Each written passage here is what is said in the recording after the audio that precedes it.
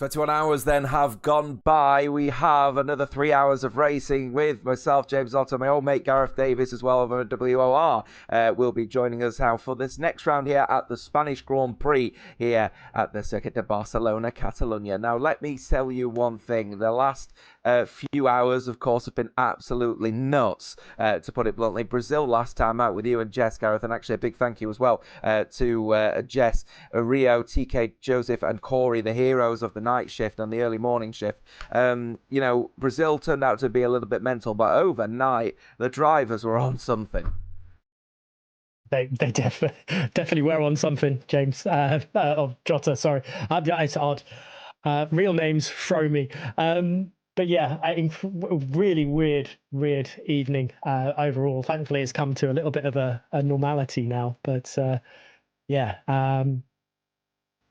I don't know if when you're gonna show the image, but I'm just seeing it on the.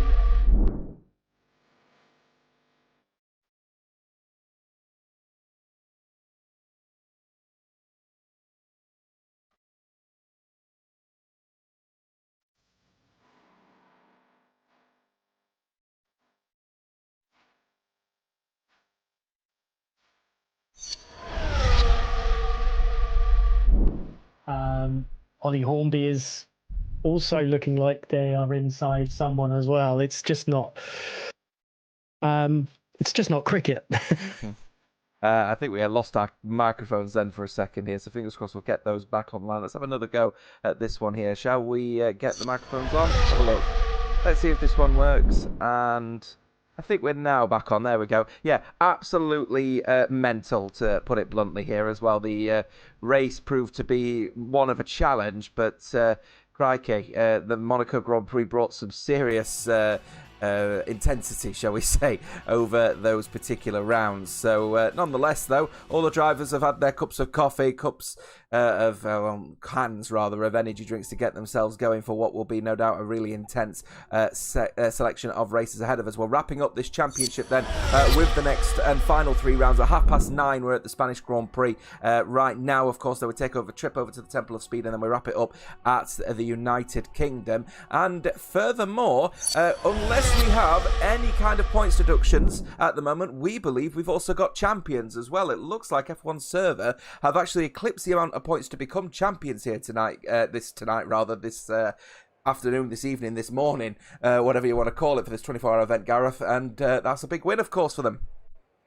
A huge win, especially over Fromage, their charity nemesis, I guess, is the best way to describe that one. Spain is going to be fully entertaining as well. I'm really interested to see how this will continue to pan down. But qualifying's upon us, Jota, and it'll be interesting to see whether Francesco Largo will want to start towards the back. Yeah, well, I'll be interested to see how he manages this one anyway. Of course, we're back to normality, of course, after the reverse championship race that we had at the last time of asking in Brazil. So we're on board with Francesco Largo as he's heading his way around the circuit at the moment, currently heading his way towards turn 5. Chucks the car through the left-hander. You'll see a lot of this sort of chucking the steering wheel through the corner, and just what is very sort of Renault 2005-2006-esque. It's just the best way to get the front end grip on these generation of Formula One cars in game. Heading the way through turn 9, then down towards turn number 10, and Francesco Largo will do his best, of course, to continue the good form at the moment of the F1 Server team. They've absolutely sort of epitomised, I think, even all the way back as far as round number 1 between me, I think it was Rio as well, in Belgium, showing that they have the pace to potentially take the crown. We think they've now taken the crown, so this is all pretty much a formality for the McLaren outfit. And look at this one here, 0.2 of a second separating Francesco Largo from Gregory Prizabal. They're the team in the Aston Martin, always hot on the heels of the McLarens, looking to try and take that runners-up spot, but no, the surprises on this one. Francesco Largo is on pole.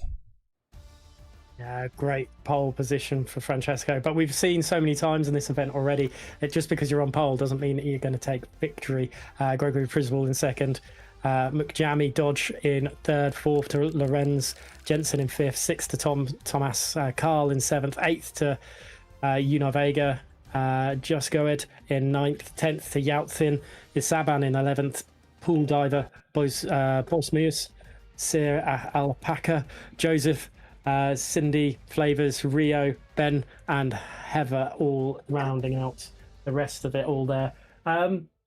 As my cat is trying to destroy everything in in existence in this room right now. An interesting quali, but it's kind of standard, isn't it? Yeah, back to, I think, a sense of normality now as we start to get into what is now 9:45 in the morning here in the United Kingdom. So certainly all of these drivers will be feeling a little bit of the push as well. Big thanks to good old Ollie as well, £10 donation as well, taking us above now the above £1,800 exactly now to 1,810. If you haven't done so already, that QR code up at the top right hand side, give that a scan and donate if you can.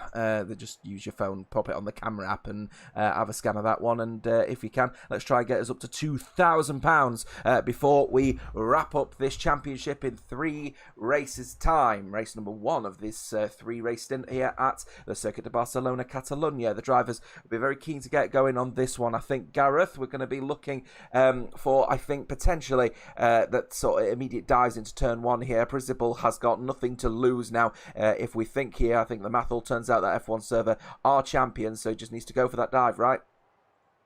Yeah, I think. I mean, as long as it's clean. But yeah, I think it's definitely gonna be up the inside.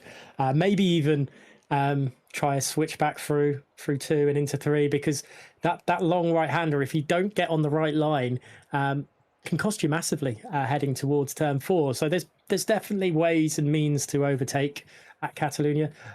So I think the first lap is going to be the one to really watch out for.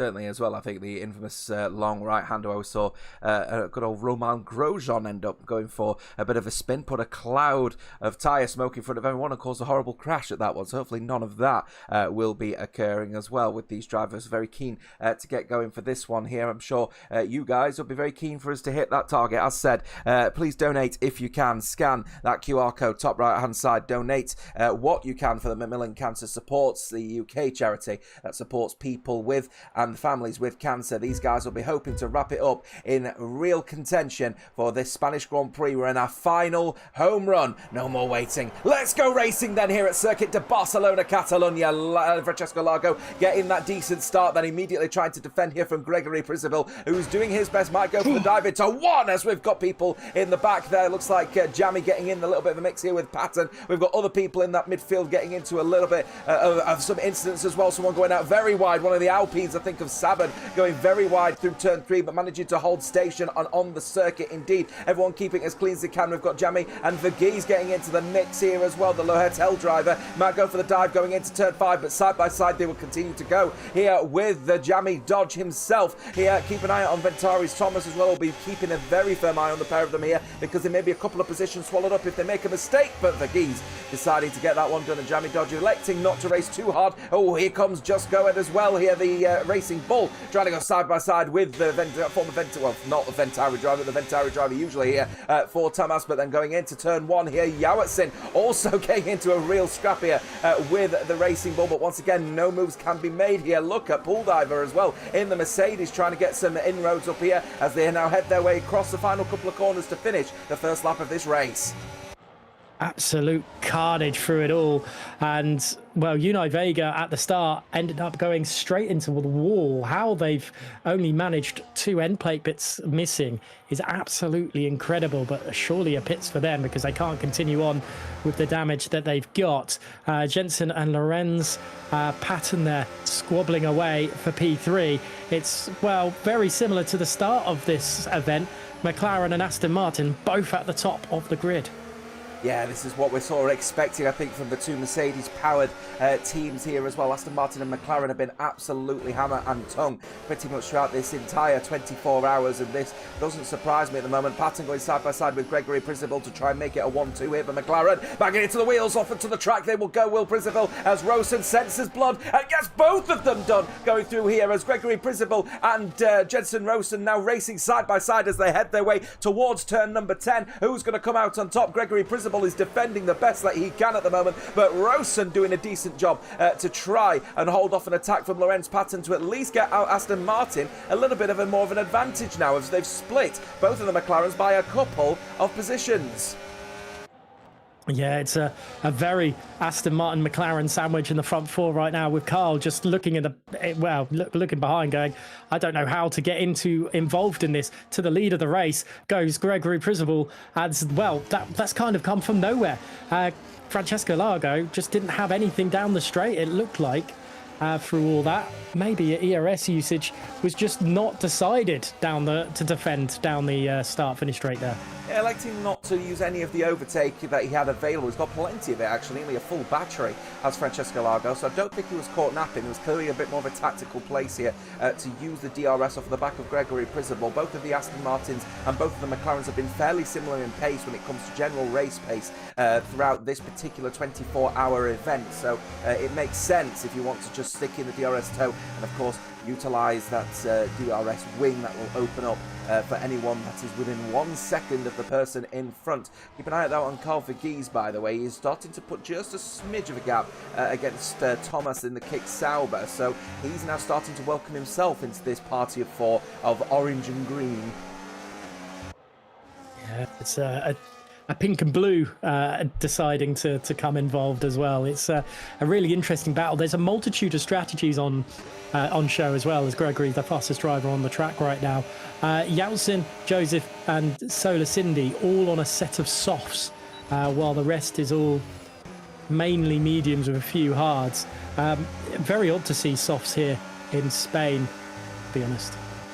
And they're just keeping a very firm eye then on Verghese as he's still putting that pressure on Lorenz Patton, but the dirty air effect really coming into play for him, unfortunately. We've got yellow flags wave for a slow car. I believe it's the Alpine of UFRT Saban, who's gone for a spin at turn 3. Not particularly helpful for him down now in P17 behind Solar Cindy on the soft tyre. You're right there about strategies though. Mixture of tyres across the board. Mediums, softs and hards being picked by all of the drivers here. The lead driver of the hard tyre runner, though, it's our fan favourite, our commentating favourite, Rio Harris, of course, absolutely killing it in the first part of this 24-hour event, getting some great results in. Hopefully he can convert on that inverse strategy, as we've got someone off, and it's Solar Cindy who's gone off at the top end of the hill at turn 9. Solar Cindy's not having a fun of it. I think maybe have got caught up with Saban as well, which is not ideal, but a little bit of a DRS train as Carl pulls out to the inside, probably wanting to get out of the dirty air of the car ahead, and then ended up just getting in the dirty air because Lorenz pulls to the inside. But we'll see that a lot here, won't we? You know, the drivers pulling out to get out of the dirty air to save a bit of tyre wear. This is the challenge you see for the likes of Carl Verghese. He's as close as he is because he's got the pace to be able to be as close to Lorenz, but then he's losing the time that he really needs to get anywhere near kind of turn 3, because of course the medium to high speed corner puts him under pressure, and that ends up falling him into the barrels of potentially Thomas at the moment, who is putting some serious pressure in going through into turn 7. Side by side they will go through 7 into 8, off of the track at 8 will Verghese go, and that's allowed Jamie Dodge in the mix as well. And I think at this point Verghese is probably sensing a little sense of frustration at the moment, now relegated to P7, might even be P8, late breaker into 10 then for the Red Racing Bull of Just Go Ahead, who gets the move done, and then Verghese is trying to keep that pressure as it goes through the right-hander of 12, and I tell you what, very well executed to defend that one, considering the frustration of losing a couple of positions to Thomas and Jamie. He'll continue now in P7, but he will have the DRS very wide here from Just Go Ahead. Yawasin now has senses an opportunity with going wide there. He'll dive to the inside, will go ahead. The Haas, though, will use all of that overtake he possibly can. Late breaker, maybe into the corner, clumsy, to be honest with you, from the two drivers, and the door firmly shut by Go Ahead, which has allowed Joseph through on Yawasin, maybe even pull diver, but of course, this is where the dirty air effect becomes a real problem, but he manages to get at least somewhat of a semi-switchback at turn 3, but they'll continue as they were. Just Go Ahead, then up to P7, Carl Verghese relegated to 7th, Thomas, now the front, the sort of best of the rest, if you will, up in P5. Yeah, it's well, Thomas was not having any full elbows out on Carl at this point in the track, just last lap. Full battery pretty much to his disposal as well. Though I think everyone, other than maybe Gregory, in the lead of the race, is managing their ERS really well. I think Just Go Ahead has used a fair whack just to keep Joseph and Yautzen at bay. Those softs, though, still working quite well, consider everything considered, especially with all the racing that's going on. Lap 6 of 33, still plenty of action here to be had. And again, down the start-finish straight, Lorenz pulls to the inside to, well, keep out of dirty air. Certainly at the moment, as we're just keeping an eye on those runners and riders here, is getting more and more intense as this race continues to develop. I'm keeping a very firm eye on the scenario here with Lorenz at the moment, as he's now just defending more or less from the guy in P5, but he is the closest of those in the front four to making an overtake on any of the Aston or McLarens. So at the moment, trying to put pressure on Jensen Rosa, not getting a very good turn 5 though, getting on a bit of a lock-up, which has allowed potentially Thomas a little bit of a look into at the end of turn 9 into turn 10, I would suspect, if though he gets the better exit. And he is using overtake at the moment, is Thomas, so he senses, but then look at the dirty air effect at turn 9, losing a bucket of time as a result of that one, and he'll have to just reconcile that one and have another go at a later time. This is the difficulty of the Spanish Grand Prix. Very good in terms of the amount of corners that you've got, medium, low and high speed all the way around the circuit, but the dirty air effect around here is pretty horrific. And even with this generation of F1 car, which aims to chuck the air above and beyond the racers, it still is a significant problem at the moment. Diving to the inside here, as we've got someone down at the back who's gone for a spin, and it's Searing Alpaca who's gone for a spin in the pit lane entry. He now dives into the pit lane to get off of that front wing.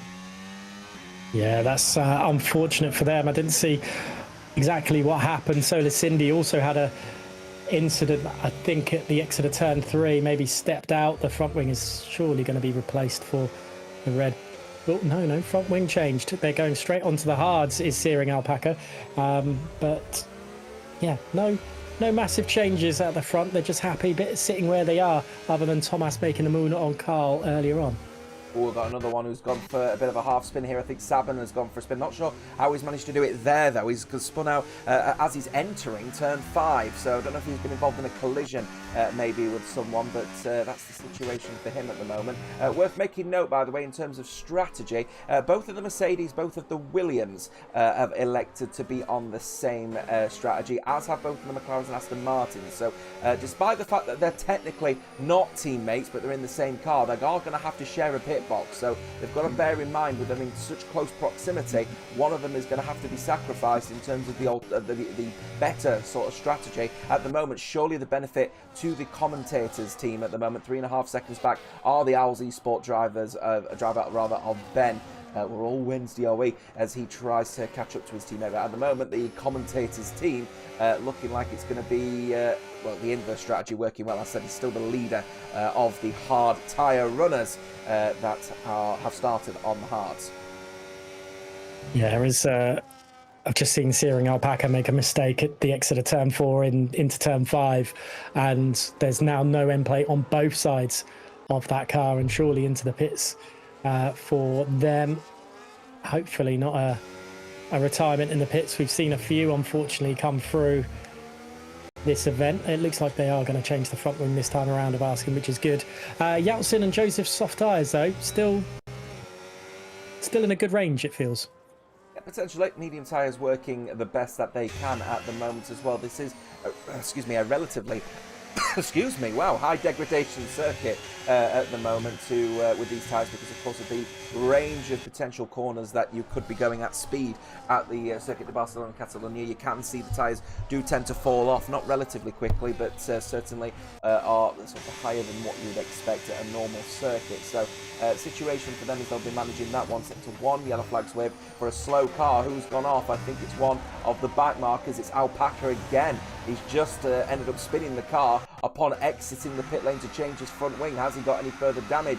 I wonder. Has Alpaca, in what is turning out to be a really bad race? Yeah, he's still missing those end plates. So actually, he's really struggling out there at the moment. It's not ideal for Searing Alpaca at all. It's such a shame.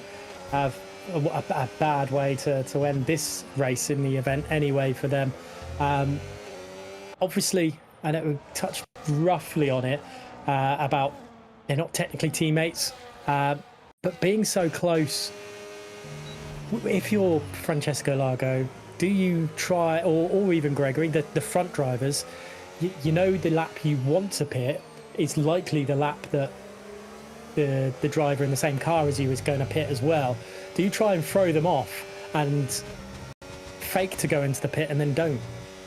If you're the likes of Ben at Owls Esports, why not? You've got nothing to lose to do that one. Joseph in the pit lane as well. His teammates in Alpaca well off the pace and nothing to worry about on that front here. Yeah, if I was, Jensen Rosen or Francesco Largo, or Lorenz Patton rather. Yeah, why not? You could throw a little bit of a spanner in the works and cause a little bit of mayhem. The challenge, though, is if the undercut works about the likes of Thomas and Jamie Dodge, because they are still in close proximity within the DRS, albeit around 7/10 now behind the front four. So it's all going to be, about whether the undercut that they commit to actually costs them dearly for the people behind them, not necessarily just in front. So plenty to think about for those in the front four especially, and those that of course are sharing a pit box, as Saban gets the fastest lap of this race in that Alpine 1:14.430. He's down in 18th. Yeah, that's not ideal for them. Well, no, that is good for them, but it's not ideal that they're so far away from the rest of the grid. I think a lot of the drivers that towards the back end are probably going to go for these fastest laps for the extra points, just for pride for their teams. I think that's something that I've seen a few times where drivers will happily sacrifice a position or two because they know they're not going to lose. Well, they're going to lose that towards the end of the race anyway. So they just go in, get the soft tyres on and get an extra point, which they might not have had before. Yeltsin pits though, and a lap after Joseph. So I wonder how that one's going to pan out. Yeltsin's in now. Joseph is coming around the final corner. I think Joseph's got the undercut well on Yeltsin. 12 of 33. We've got 21 laps to go if my tired brain figures that one out. If you are just tuning in, where have you been? We've been commentating and streaming for the last 22 and a bit hours here for this 24-hour event for the Macmillan Cancer Support Charity. If you haven't done so already, just scan that QR code, top right-hand side, and you get your phone out, pop the camera app on, and scan and donate if you can, because you can really make a big difference. We're aiming to try and get to 2,000. We're currently at 1,810, so another £190 needed to hit our initial £2,000 target. Thank you to every single one of you who has already donated. Francesco Largo all over the back of Gregory Principal here, but the dirty air going through that final corner of 16 really proving to be a problem here. Largo wants to get all over the back of Principal, but can't do so when he's getting all of that dirty air thrown at him. Pulled out a 3-second penalty for his troubles at the moment, but Jamie Dodge and Just Go It have decided to get off of the medium tyres and now move over to the hard for the rest of this race. 20 lap stint on the set hard should be doable. Should be, yeah. They'll be a bit sensitive or dangerous towards the end of the race, but it should be fine. We've seen a few punctures in this race, none other than the Qatar Grand Prix, where race winner ended up going over the line frozen with a puncture. But yeah, just going back onto the charity and the incentives, if we get to 1,950, the hards will be banned for that following race. So if we can get that before the final, that would be really, really good through that one. I'd love to see a forced two-stopper pretty much at Silverstone. Thomas dropping away from the front four.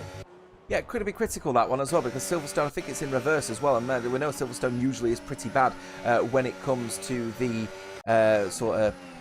track, and obviously how it degrades tyres pretty aggressively. We've got the first lot of the front runners now in for their pit stop.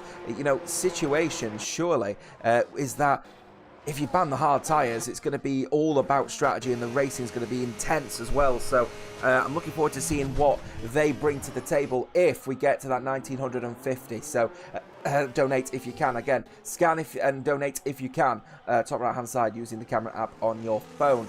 We've got Francesco Largo, Jensen Rowson now leaving the pit lane here. Undercut not working at all at the moment for Jamie Dodge, but he has got himself into a position where actually he is in a prospective P3 at the moment, so it's all going to be about whether this undercut, this extra lap of an undercut against Principal and Patton is going to come out well. He's certainly, though, in the DRS of Jensen Rowson. That might help him out here. Indeed, as I thought it was early, Jamie Dodge pitted. I thought it was just a lap or two early, but obviously wanted to throw a cat amongst the pigeons, I guess is the best way to describe it. Thomas had to react. It'll be interesting to see Gregory and Lorenz's where they come out in all this. Ben, they're just ahead in your favoured Sheffield Wednesday esports team there, as a load more cars popping into the pits. Rio now leads the Grand Prix. Come on, can we stop the race now? As Francesco Largo looks like they're making a move on Ben into P4.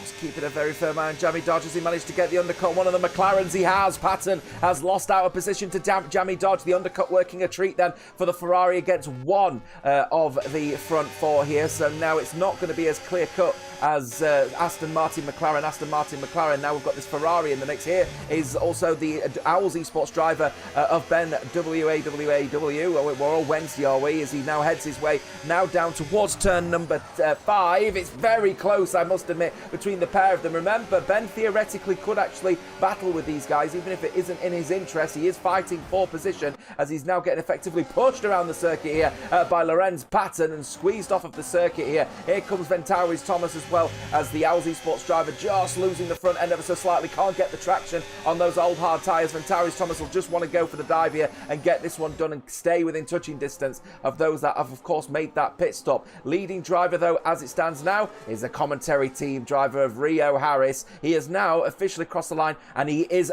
for the first time, a race leader in the 24 hours of this championship. It'll at least be documented as a lap, at least as the leader.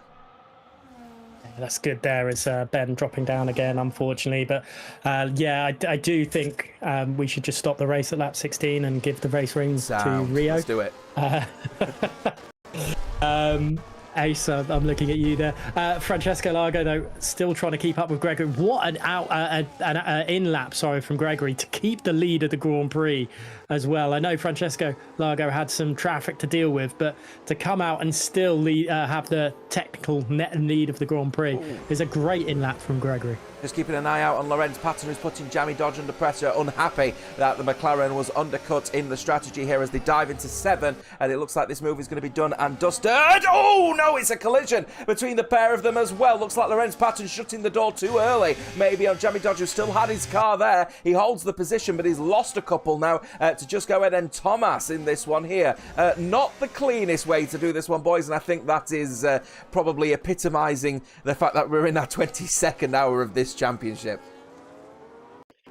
Yeah, I think definitely some tired eyes coming in, and Jensen, I think, has had 4 races maybe on the bounce, which, you know, it's difficult as it is for coming through when it's so competitive, as I think Ben is finally pitting, and the Owls esport driver is doing their best now, and we'll see how they can continue on through this lap 17 of 33.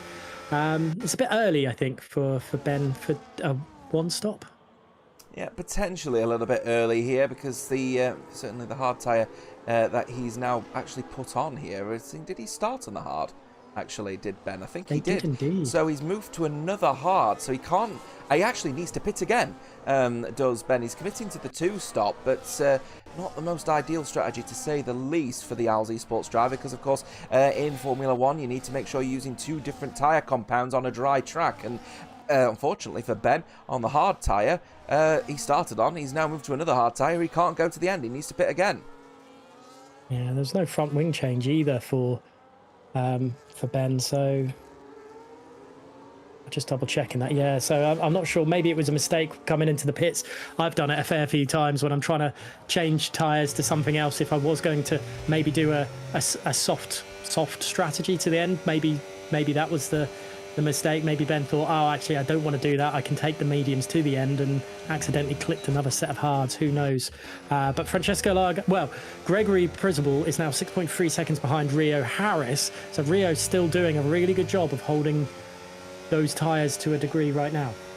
Food for thought here. What if there's a safety car? Rio Harris will be in the lead of this race under the safety car, which would be absolutely fabulous. So if anyone wants to just, I don't know, fall asleep at the wheel, bring a safety car out, just let us know on this one. But Rio Harris leading the way from the for the commentators team here as well. We're not biased at all, Gareth, are we? We're not biased No. at all on this one. We're perfectly legitimate here, and we're definitely not saying someone crash out on a purpose to let the commentary team win. That's all we're saying. Either way, Rio Harris then leading the way, 6 seconds gap. Of course, he needs to commit to that pit stop. Gregory Prizable, actually, you know what? Very, very good race from Prizable throughout this particular this race here, because of course he was under pressure from the likes of Francesco Largo very early on, trying to maintain the lead of this race. But in the end, he just took the lead, and he's just sort of maintained it even when the strategy. So surely the favourite now for the race victory at the moment is still Prizable, at least considering he's still putting 7/10 on Francesco Largo at the moment.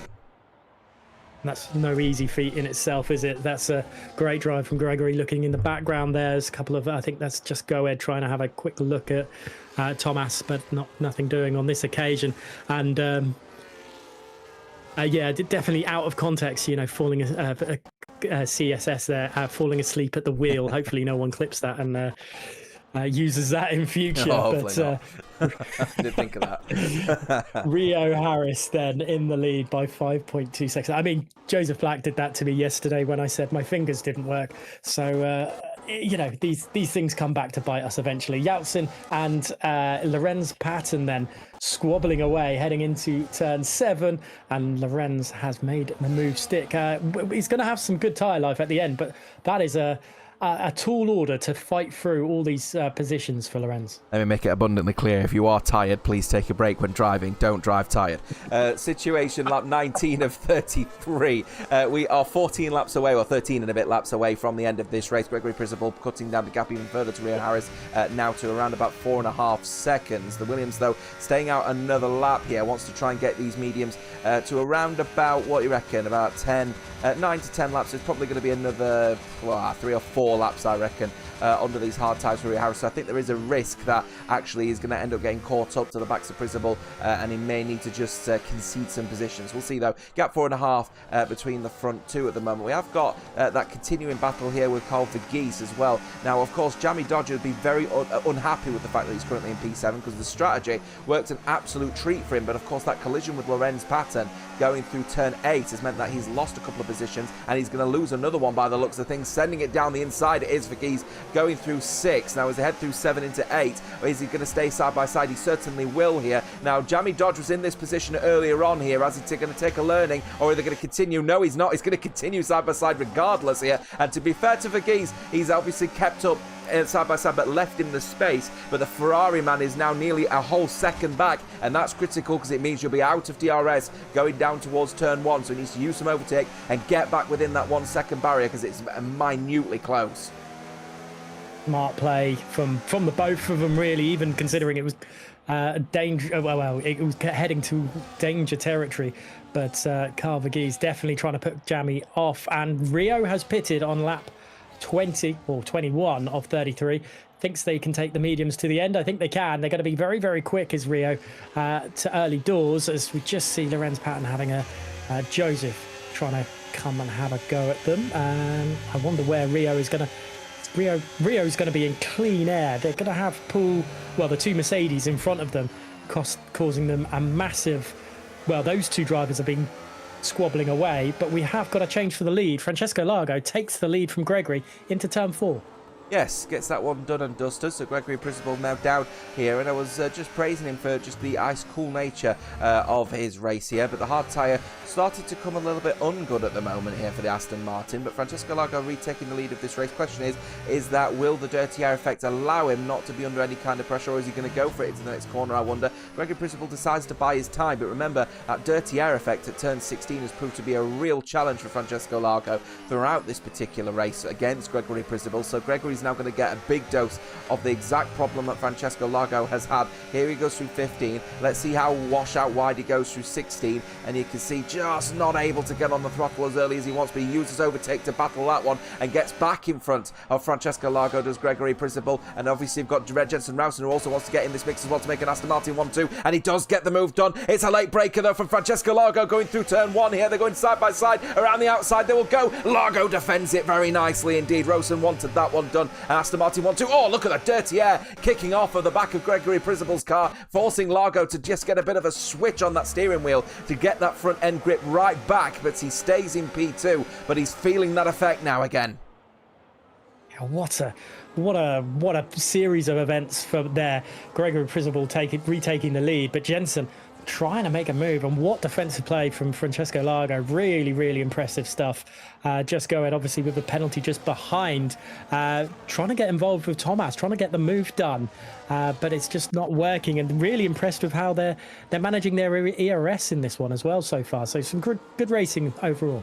102 of you are tuning in, by the way, between Twitch and YouTube. Thank you to every single one of you for your support for this 24-hour event here. We're on our third to final race here on lap 23 of 33 when they come across the line right now for what will be a 10-lap dash now to the end of this race. If you haven't donated already, that QR code top right-hand side, scan and donate if you can, and let's get ourselves to £2,000. We're actually looking selfishly for 1950, because that means we're banning hards for Silverstone, and that should be a mental race. Fastest lap for the commentators team, Rio Harris, 13.850. He's currently down in P13 at the moment here. Strategy not working quite as well for Rio Harris, but he is on the better tyre. Will he be able to get to the back of the Mercedes, though, and put some late pressure on over the next 10 laps on those fresh mediums? I think so. I think Rio is going to be looking at that top 10 and thinking, I've got the ability, I've got the pace to really cause some problems. It's going to be a tough ask no matter what to get through the grid, because there's some really good drivers in that top 10. Extra F1 in the chat on Twitch, by the way, just saying that they've been here all throughout. So if they've had the phone on the TV or whatever, thank you for your support watching this entire thing. That is one hell of a stint, my friend. So thank you. Carl Verghese then trying to put pressure all over Just Go It at the moment. Now Goet's got a time penalty to his name, so Verghese doesn't want to put too much pressure on this overtake, because of course P5 for him is guaranteed at the moment. But he's not thinking about P5, he's thinking about P4. But at the moment, P4 certainly under the pressure from Just Go It from Ventari's Thomas, but he's able to put enough of a gap going through the final corner that the pressure is just not going to come to anything. Here comes the dirty air effect going through turn 3, then decides to go for the switch in. You can see the car washing out wide, can't get on the power as much as he wants here. Carl Verghese will get another dose of dirty air through turn number 4 as he'll try to manage the pace here, then going through here, not going to go for the late breaker here surely, but could get into the mines here as Syrian Alpaca's race, going from bad to worse. Now a 3-second penalty for his troubles, and 46 seconds back from P19's Heather. Yeah, just look at 10 seconds. Oh, Carl Verghese has got through. A little bit of a step out from the back end of Just Go It there. I was just going to bring up, it's a 10-second penalty for Go It, and well, losing 2 positions to Carl and Lorenz Patton there, and that is not ideal for Just Go It there, and well, that's an unfortunate position to be in after proving to be a little bit of a roadblock. But right now, I'm interested in seeing how Rio Harris is going to handle the battle for effectively P11, because the 2 Mercedes have been pretty much inseparable. Yeah, they've been sort of joint at the hip at the moment of the two Mercedes outfits. There they are at the hip again as they cross over positions. Here comes Rio Harris. A brave entry into turn one on those medium tyres. He splits the two Mercedes going into turn one. Fair play for the commentary F1 team driver. Looking like it's going to be potentially a top 11 finish at least. Can he get anywhere near Yawatsin? I don't know at the moment, but both the Mercedes have got time penalties here. So regardless of the racing here, Rio's going to be getting P11 unless a big mistake occurs. He'd have liked to have been in potential contention for another top 10 finish with Rio, but it's going to be a little bit of a hard ass to get 6 seconds in as many laps. So let's see what he can do later down the line. We will see. Situation though towards the front here. We're going to keep an eye out on Jamie Dodge. Just go ahead. Yeah, he made a mistake at 7, so it looked like he lost the rear. Gave a couple of positions up to Cobb, Verghese and Patton. So Patton up to P6, Verghese up to 5th. As he now is getting in the midst of a lapped car. I believe that's Heather in 19th place. Keeping an eye on Carl Verghese as he heads his way, though, through the final corner. Dirty air effect not going to be affecting with the ghosted car as he now heads his way down towards turn 1. Splits around here. Looks like the front 3 at the moment starting to get a little bit more precarious here, Gareth. Trying to size up potentially some last-ditch overtaking in the next 4 to 6, 7 laps.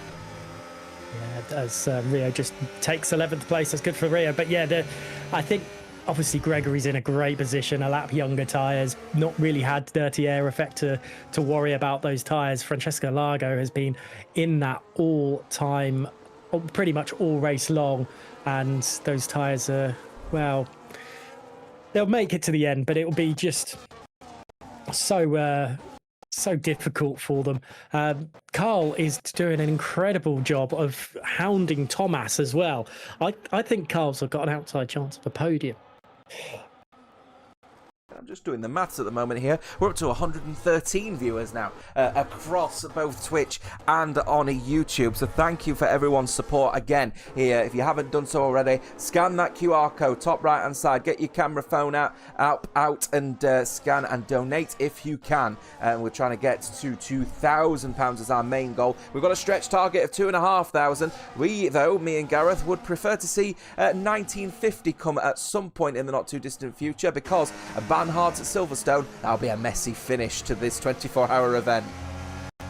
It's exactly what we want to see as well. What a way to end this incredible event with all the hard work everyone's put in for this one. The drivers, the commentators, the behind-the-scenes guys as well. I really should take the hats off. And for you for watching and at home as well, doing a really good one. Just keeping the chat in, well, just keeping the chat going. It's always good to see things popping up, especially through the Twitch one. That's where I've been most of the time when I'm not been in the commentary box. But as things stand, lap 27 of 33, Searing Alpaca picks up a 10-second time penalty for speeding in the pit lane. I wonder if they're going on to a set of softs to try snatch the fastest lap away from Rio Harris. They're doing the complete opposite. Oh no, it's been Gareth. It's going from bad to worse for Searing Alpaca. I don't know if he's purposely selected a wet, but I think that perfectly epitomises this entire race, unfortunately, for the Red Bull driver. Now leaving on a set of full wets. Just confirm that this is not a visual glitch. There it is. He is on a set of full wet tyres. He's not going for fastest lap. He's certainly going for slowest. I mean, if someone wanted the slowest lap, they'd put me in the car, but my goodness. Francesco, there's a swap positions again between the Mercedes. These two, I think that is the perfect setup of two drivers in a car. They seem to have the exact same pace and are just squabbling away in their own race. Fair play to them. Joseph and Yeltsin, though, are falling away from the the rest of the grid, which means Rio Harris is catching up. It's now 3.4 seconds between them. I think Rio might get this. Yeah, I was doubting him for a second, but to be honest with you, I didn't realise how much life is still in that medium tyre, because he's now 3 and a bit seconds behind Youts, and he's found around about 3 seconds in as many laps. So actually, he might have got a little outside chance of getting into the top 10. He knows the goal is definitely P10, and I think when we get to the end of this race, we'll be straight into the commentators chat on Discord just to be celebrating what is going to be a fabulous drive on the inverse strategy from Rio Harris. Started on the hard, moved over to a medium, while this is happening, by the way, his teammate has now completed his second pit stop. He did do a double hard. He's now moved over to a medium, but I'm just keeping a firm eye on what the lap times are for Syrian Alpaca, because those wet tyres are going to be horrific. Yeltsin and Joseph getting into a battle going into turn 1. That will help Rio Harris, with them continuing to battle as they go through into turn 3. Rio Harris will be hoping to get past Joseph as quickly as he possibly can. Gap now 2.5 seconds. He's flying out there. Oh, Rio, let's get a P9 for the commentary team and see what you can do. I'm sure they will be, well, the fact that he hasn't slept at all, the fact that he's been there since, well, with yourself from Belgium over nearly 24 hours ago. This has been an absolute monumental drive from Rio Harris, as they're making a slight mistake at turn 8, losing a bit of time, but they will sure pick it back up. Back to the leaders, though. Nothing has really changed other than the fact that instead of it being 0.5 of a second, 0.4 of a second, it's grown to 0.6, 0.7, even as far as 0.9 of a second.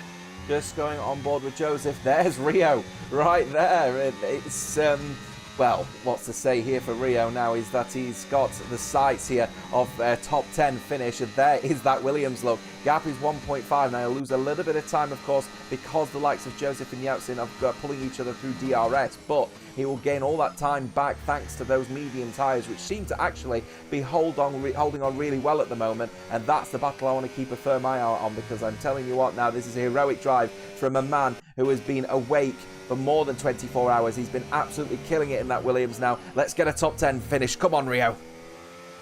Yeah, come on, indeed. And obviously doing a great job. And obviously, congratulations to Ace as well, who's been up for longer than that as well. But just seeing it in the chat, just give you a bit of appreciation there. Lap 30 of 33.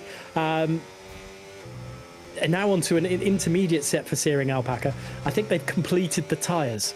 I'm not sure that's how you collect them all, to be perfectly honest. A little bit of snap there from Joseph, which has allowed Rio in, and there's more of a snap. Rio's now caught right up to the bumper, and Rio could very well have the position gained as they go down the start-finish straight. Oh, his name is Rio, baby, and his car never touched the sand. He's flying out there at the moment, is Rio, and I'm absolutely loving what I'm seeing. DRS is going to be available for the Williams, but it won't be available for the Red Bull. Diving to that outside line, you beauty! He's up into the top 10. Fabulous stuff from Rio Harris. What a position there, and obviously 1.3 now behind Yeltsin, and P9 is on the cards, and this could be a great finish for the young man, as Gregory Pritzable still leads the Grand Prix. And well, we've got still some action to happen. We've got 2 more races, so please stick around. We've got also Max singing. I'm not sure what the song is. I don't think anyone knows. I think it's going to be voted later on. But Max will be singing in the final round at Silverstone. Yeah, rather him, not me on that one, if I'm honest with you. I might have referenced the song, but I'm not going to sing it. Yeltsin now is the next person that Rio is going to be looking for here. It might be top 10, but it might certainly be more than P10 at the moment for the man in that Williams here, as he continues chasing the rest of the field here. Francesco Largo still over the back of Gregory Pritzable, by the way, as they head their way towards turn 1. We are going to go back towards that front battle, because this is where the main race currently is at the moment here. Now, Francesco Largo is now harvesting all of his energy here, because he wants to put a last dash attempt here on the next lap here. Francesco Largo is going to want to do the best that he can here, but I tell you what, Gregory Pritzable has done it's been a magnificent drive from the Aston Martin. The question is he going to convert this into a race victory, as Rio Harris has made an overtake on Yeltsin. He's up into the top 9. Around the outside of turn 1, well, Yeltsin tried, but he was sold a dummy, and what a move from Rio Harris. Really loved seeing that one there as well, but back up to the leaders. I don't think Rio's going to be able to make that 3.5 to the rest of the grid, as I think Searing Alpaca has lost it. No. No, it's his teammate That's Joseph, who's got a puncture. I think he's got a puncture by the looks of things. I think that's a front left puncture. 21 lap old hard tyres, and that was enough for the tyres to go bang. So that's the end of his race. So the inverse strategy was not going to work at all for him on that one, unfortunately. But it means there's now going to be a yellow flag dragging across the rest of this circuit, which is now going to put even more urgency on Francesco Largo, using overtake, DRS open as he heads his way now down towards turn 1. He's got the traction, he's got the toe, he goes to the inside line, does Gregory Principal, but Largo, it might get this one done side by side. They'll go through into turn 1, they hook wheels, going through turn 2, and it looks like Largo's got this one done at 3, but it's not over yet. Here's the dirty air effect coming in for Principal. You can see not able to turn the car in, so he now loses time to Principal, to Largo does Principal, but now Gregory will do his best to defend here from the likes of Rosen, but Largo might have timed this one to absolute perfection. Sector 2 yellow flags wave, and this is where that incident is with Joseph. He's got a puncture, no overtaking can be done in that area. They're now approaching it as he now heads up the hill towards turn number 9. You'll see the Red Bull on the outside line. There he is, look, he'll be ghosted, nothing to worry about on that front. Gregory Principal will head his way now through here. DRS is available, but the move is not going to be there, we don't think, here for the Aston Martin. It's been a valiant drive from Principal, but Largo has played brilliant racecraft in the end to manage this one. Ventauri Thomas, by the way, the Kick Sauber, flying in P4. The Geese is already a second back from Thomas here, so that one is now guaranteed P4 for him. It's great stuff. Alpaca does get the fastest lap in the end out of the back of the commentator's team driver, but Largo will come across the line as the winner from Principal. Rosen, Thomas and Verghese rounding out the top 5. Patton will finish in a disappointing P6 in the end after colliding with the Ferrari of Dodge, who finishes just behind him. Goen gets a 10-second penalty, and as a result, Rio Harris is promoted to P8 as a result. Fabulous stuff from the Williams. Yausen in P9, Goen in 10th. Then you've got the 2 Mercedes, Flavors, and then Vega, Savin, Cindy, Ben, Heather, and Joseph. Of course, now Heather's managed to get promoted up to P18 as a result of Joseph spinning again on that punctured front rear left tyre. What a race that was in La España, Spain. Largo comes out on top, and Rio Harris top 10 finish for commentators. Great stuff. Yeah, absolutely incredible. And my goodness me, poor old Joseph can't get across the line. Unfortunate for them. But what a race. What a crazy, crazy race. I'm so glad Rio's got up into 8th place there as well. What a race. What an event. We've had some really great racing this event. Yeah, just caught off board there with Joseph's car, who got hit up the rear by the Kick Sauber. So finishing in P19 with the punctured rear left tyre. Disappointing from Joseph on that one. Unfortunate for him, really, on that one. I'd love to know what the tyres were at the puncture on that one, because that must have been perilously close here. But there goes the top step of the podium, Francesco Largo, but separated there by, guess who? The Aston Martins. Once again, the 2 Aston Martins all over the back of the McLarens here. But at the end of the day, it's the epitomisation of the F1 server at the moment. They've been absolutely killing it in this 24-hour event, and that's the reason why they're already crowned champions. Francesco Largo from Gregory Principal, Jensen Rosen, Thomas and Verghese rounding out your top 5 from Patton, Dodge, Harris, Yausen and Goed rounding out your top 10. Outside of the top 10, you've got Boss Pool Diver, Flavors, Vega, Sabin, Ben, Cindy, Heather, Joseph and Searing Alpaca. Everyone finished the race, albeit Alpaca 2 laps down, but he did get the fastest lap of the race off of Rio Harris, which is disappointing for the commentators team. But regardless, a fabulous race indeed, that one, Gareth. Certainly is. The game gave Rio Harris driver of the day. I'm definitely giving Rio Harris driver of the day. Up 10 places. What a result for them. But some really great driving throughout. Really impressed with the way it went all through. Carl had a great race as well for the Le Hotel team. What a Spanish Grand Prix. Sometimes they're a bit of a dead rubber ones, but really enjoyed how that one fell through. Absolutely a mental race, that one, the Spanish Grand Prix proved to be. And now we will now head over to our penultimate race of this championship. We are now heading over to the Temple of Speed at Monza. It will be myself, it will be Rio Harris, funnily enough, with me in the commentators box. So that was some more comments from him about that Spanish Grand Prix in just a few short moments. Gareth, though, what a pleasure it has been. I think it's been, was it 5 commentating events and this co-commentating one for yourself for this one as well. I think you're all done, aren't you? I'm now done for the event. I've enjoyed this one thoroughly. What was it? Singapore, Austria, Abu Dhabi, Qatar, Brazil, and Spain today. I couldn't have wished for better tracks, especially the Austrian Grand Prix. That was by far, well, my favourite of the event so far. Not because I was commentating on it. Simulator damage, everything going on. Incredible race. But we've had incredible races throughout. It's great to work alongside yourself again. It's been a little while, but yeah, I really thoroughly enjoyed it. Yourself, Jess, Rio, had Rekas as well, or Patrick. Just so many incredible, talented commentators in this event. Incredible, great driving throughout.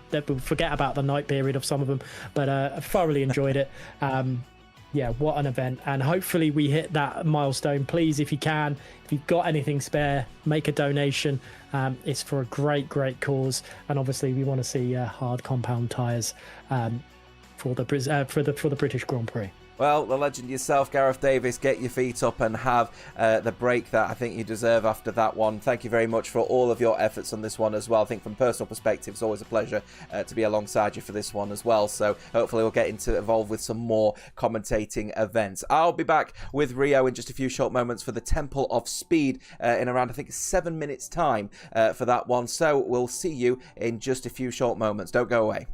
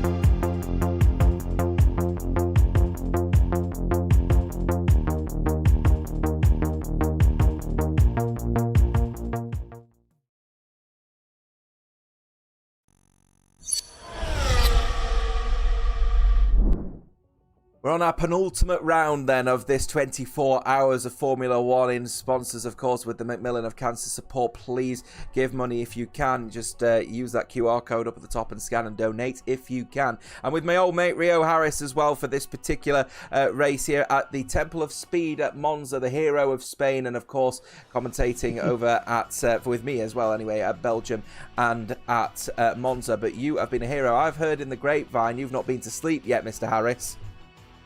No, I have not, but somehow I have energy still. Obviously, I've been up for the whole thing. I had a 6 consecutive race stint, well, of commentary and racing, which actually helped me keep concentrated to stay awake. Apart from Qatar, I almost fell asleep a couple of times in Qatar. But yeah, it's been very fun so far, and it's been my pleasure to be alongside the likes of you and Gareth and Corey and all that.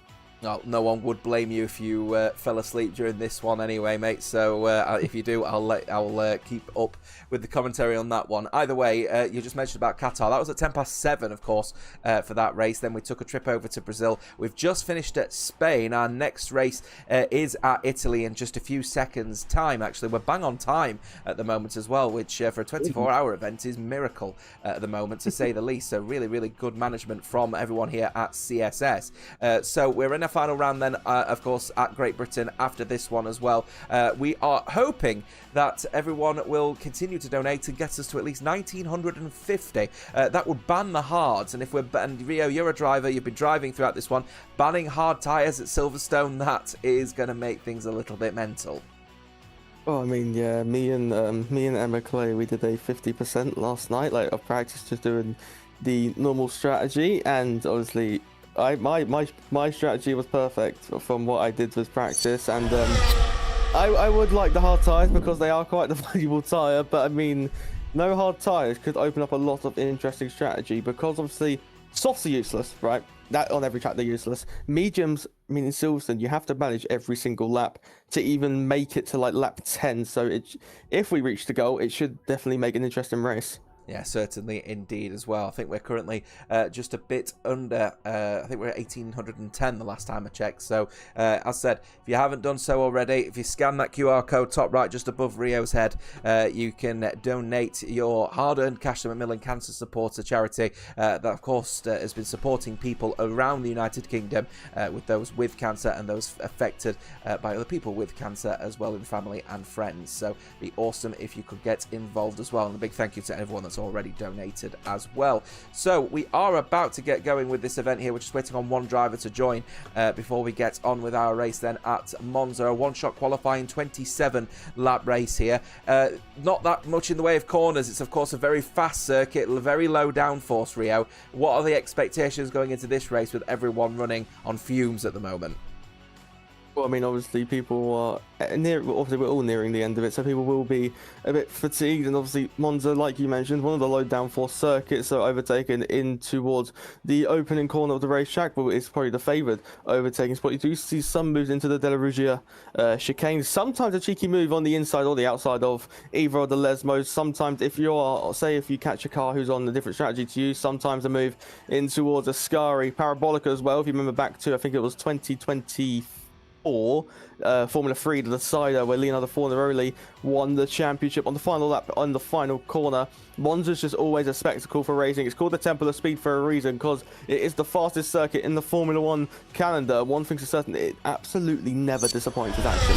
Yeah, certainly as well. And speaking of the fastest in F1 at the moment, the fastest in terms of this particular championship has been the McLarens of F1 Server. They are champions. They were crowned champions after their result at Brazil. So that means that they have managed to take the crown with 3 rounds to spare, which, considering a 24-hour event, actually going to the 3rd round is a very long way, to say the least. But F1 Server taking the crown, also won the race at Spain last time out as well. So really, really setting the precedent for them. No surprises. Aston Martin have been all over the back of them, though. From Marge are a 2nd place, and then All Elite Racing Team are currently in P3. Le Hotel are just tucked in behind, though, in P4. Then it's the Fastest Stay True Team, and then OVR. Worth making note, FZR as well, also in the mix as well. There's a very small points haul between, I believe, P2 and what's that one, and 6 overall, I think, of 42 points. So it's just about a race victory between you being down well in the midfield and actually being towards the front. So fairly critical for those people to get a bit of a shift on. Yeah, I mean, obviously, it's nice to see my old esports team FST doing somewhat decent in the championship. Obviously, as you have clearly noticed, the commentary team have been our biased choice, but obviously, congratulations to the team that won the championship. They were crowned champions in the last race. Like you mentioned, we've got 2 to go, where it's just now enjoyable. There are many positions up for grabs here in the World Championship. Not about to say short qualifying, one-shot qualifying it is. They have 1 lap to master the Monza circuit. You see the countdown beginning here now. We've got lots of Lorenz Platten, Gabor Shontos, you end the 2 Scarlet Ferraris. E. Walker and Jamie Dodge might also try and get into the mix as well. We have Will Gibson as well, who could get into the mix. The Bar Tsunami, when he wants to, he can be quick, and also we can't discount the Monaco master himself, Niall Guillot, in the Alpine, racing for Le Hotel. But I'll let you take it away for a lap in Monza. Yeah, situation then for all of these people is now heading their way through the penultimate corner of the final corner at Parabolica before they head the way towards turn 1. I'm expecting the likes of now Grio, Gabo, Shantos as well, and potentially Pilacoris to be up towards the front for this one here. Don't discredit Patton though, because he's been really good throughout this particular race as well. 19 runners then as they head their way into turn number 1 here. Not the greatest of entries into turn 1 from now Grio, losing a couple of tenths of what he would usually do here. So Gabo Shantos now leading the way as they head their way towards the first chicane at the De La Rogier chicane after the Rettifilio, as they head their way then towards the Curva Lesmos. Rio expectation, little mistake from Gabo Shantos, that's invited Joseph into the mix here. Now Grio now starting to pick up the pace a little bit. Yeah, now Joseph dropping down to 2nd position. Jamie George now original pot. There is so much action, so many swapping up positions here in short qualifying. We go down the straight, down towards the Ascari chain, the battery being burnt. Solar Cindy has retired from the qualifying session. Jamie Dodge still sits on the provisional pole as we make our way through Ascari. This is where time can be made, and Jamie George is continuing to bind that time in front of the Tifosi, in front of the Scarlet crowd who are roaring on this particular team. It's going to be Jamie George v Niall v Joseph v Lawrence Platten v Will Gibson. Through the parabolical we go, and round the final corner, the foot to the floor in the penultimate qualifying session to the line. It is going to be Scarlet Ferrari on pole position by 0.2 of a second. It's Jamie Dodge for the Scarlet Tifosi on pole position ahead of Niall. Yes, yes, yes. That's really good for those that are supporters of Ferrari generally. They've managed to get a pole position through Jamie Dodge by just over 2.25 tenths. It's been absolutely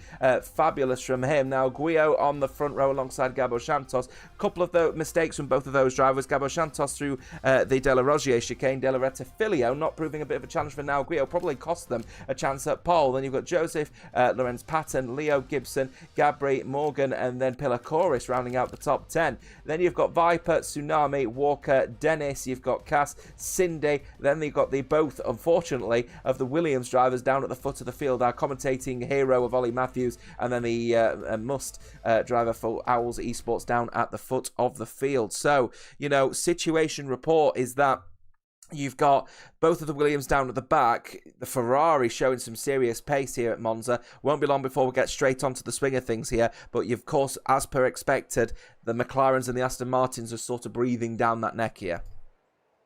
Something that has surprised me, Chris in the Aston Martin sat in P10, which is obviously nothing like we saw from his performance in Spa-Francorchamps. Obviously, Jamie Dodge is someone I mentioned just prior to the qualifying session, and they have absolutely proved my stats right to claim that pole position. Aston Martin, it's probably the lowest we've seen them in qualifying, 7th and 10th, along with McLaren as well, really 3rd and 5th. It's Niall winning Alpine on the front row alongside Jamie Dodge, Joseph as well in the Red Bull. We haven't said that much in terms of the qualifying. We've seen him up and contending for the race podiums, but in qualifying he's normally been lacking maybe around P7 or P8, but it's a great qualifying for Joseph. Again, was Leo as well in the kick Sauber lining up in P6, and then obviously XD Walker for the creator team in P14, then Solar Cindy, who retired from the qualifying session, in P17, Moist in 18th like you mentioned for the Owls Esports, and then the commentator team plumb last in the order. So who do you reckon will win the Grand Prix? immediate suggestions would put the likes of now Guio up there alongside Gabor Santos. They've got the ones that are the ones that have got the most amount of pace at the moment as well. And of course, Le Hotel in a relatively decent position as well. Ollie Matthews, the latest donation, by the way, as well. The man starting P19. So thank you very much for that one, as these drivers are getting themselves ready for the penultimate race at the Temple of Speed. Margins are going to be minor here at Italy. No more waiting. Let's go racing then here in Monza. Jamie Dodge getting a relatively decent start, but now Guio getting an even better start on the second phase of it and immediately taking the lead of this race. Gabor Santos also trying to get in there as well as they head through into turn one. Are we going to see any lockups? Are we going to see any collisions? We certainly are, as we've got one of the Alpines has gone for a big spin. I think that's Viper. Maybe no, it's now Guio. It's now Guio who's gone for a bit of a spin. Disappointing to say the least, for the man who was looking to try and get a race victory here. Here comes then Lorenz Patton. Very close margins into the Rogier chicane here as they go side by side through here. Around the outside he will go then potentially of Jamie Dodge. Gabor Santos gets the lead of this race, but it might be McLaren 1-2 here imminently as they go through Lesmo 1 into Lesmo 2. Jamie Dodge able to hold off, but mistake from now Guio and Le Hotel. Off the circuit there, Will Gibson trying on the inside of Leo. Leo's got off the circuit. That's allowed Joseph and Robbo through to make our way down towards Ascari. Will Gibson chopping off the front wing of Joseph as they make their way down towards Ascari. Joseph looking around the outside, but Gibbo is making sure that there is no move there potentially for the Red Bull driver as we plummet down the back straight down towards the Parabolica for the first time. Yellow flags at the back. That is for the Racing Bulls of Dennis Kurz, and also Solar Cindy is off in the back as well to make our way down towards the Parabolica. Chris on the inside, actually around the outside, sorry, of the Bar Tsunami around the Parabolica, and then we plummet down the main straight. They will remain wheel to wheel, and Chris seems to have got that move done. They will remain wheel to wheel for this whole straight. Further up ahead, Joseph getting close as well in towards the opening corner of the racetrack, but Bar Tsunami still going wheel to wheel with Chris under braking for the opening corner, sweeping around the outside. It will then be the inside for the tyre hooks! As moving to the gravel they go, tyre hooking, instant reset to track for Chris. They both tyre hook into the gravel, and that has allowed Robbo up into 6th, Leo up into 7th, Viper and Dave, both Hasses now in the top 10. Niall, who started P2,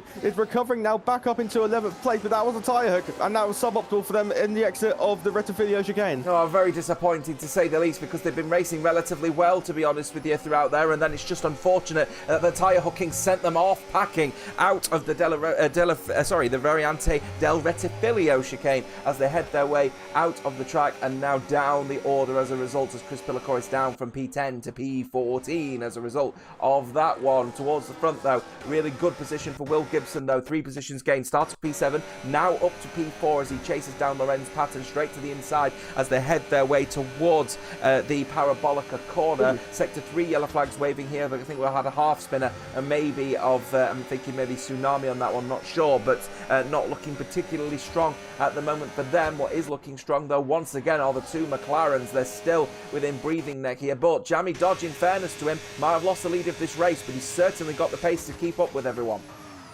Yeah, Niall in the background going wheel to wheel. Where's Morgan into the opening corners of the racetrack? Rear lock from the house. They will remain side by side. The other Alpine of Viper cutting the chicane as we stamp on the throttle. Viper might lose position to Niall here. The 2 Alpines to do battle. Soft tyres against the medium tyres. 3 abreast through the curve of Grande. It's a Grande move from Niall, who got ahead of the Haas and in towards the De La Ruggia chicane. No battery left on board with that Alpine, but on the inside, the 2 French outfits going for it here. And on the outside they go. Contact between the 2 Alpines, and then Morgan will look to pick up the pieces as well, but now Ollie Matthews onto the grass into the entry of the Lesmo 1, and then the door gets slammed shut by Morgan. But out in front, the gap is being closed down by Jamie Dodge. The Scarlet Ferrari looking to retake where they started in the Grand Prix, looking to get back into that coveted P1 position. Gabor Santos can lead us through Ascari on lap 3 of 27. The McLarens, as you mentioned, still always running strongly in this Grand Prix. Will Gibson as well up in P4, and Joseph in P5. Icky Robbo doing well for the EX18, currently sat in P6, and then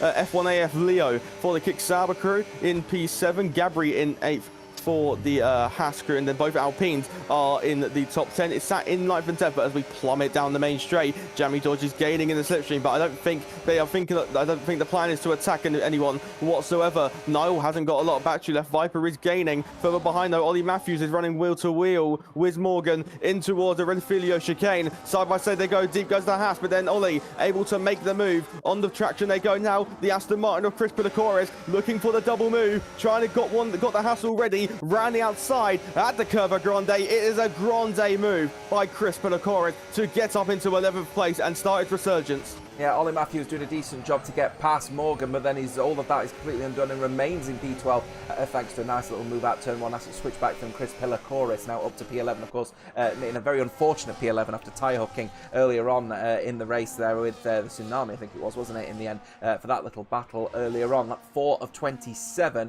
Viper doing a relatively decent job here on the soft tyre, but now starting to feel the effects of being on those soft tyres as Pilacores now gets a move up past him, now up to P10. Ollie Matthews, by the way, in all of that battling between the two Alpines, Viper went for a move that simply I don't think was quite there. It's caused Morgan a little bit of wing damage as a result as well, so he's now struggling with wing damage, and that's the reason why Matthews can get as close as he can. Viper just giving the position right back up to Ollie Matthews, and now the commentating hero himself now up to P11 as he tries to chase down a top 10 finish and make it back-to-back top 10 finishers. We have a full course yellow on circuit here, and it is a full safety car out on circuit as well for an incident that has occurred somewhere on circuit, not sure where, and I think it's for this man, Dennis Kurz, and as we fall on board, I don't think he has a wing at all, and I think it's debris on circuit, so we have a full course caution and a safety car here at the Temple of Speed, and that has brought everyone right back into the mix.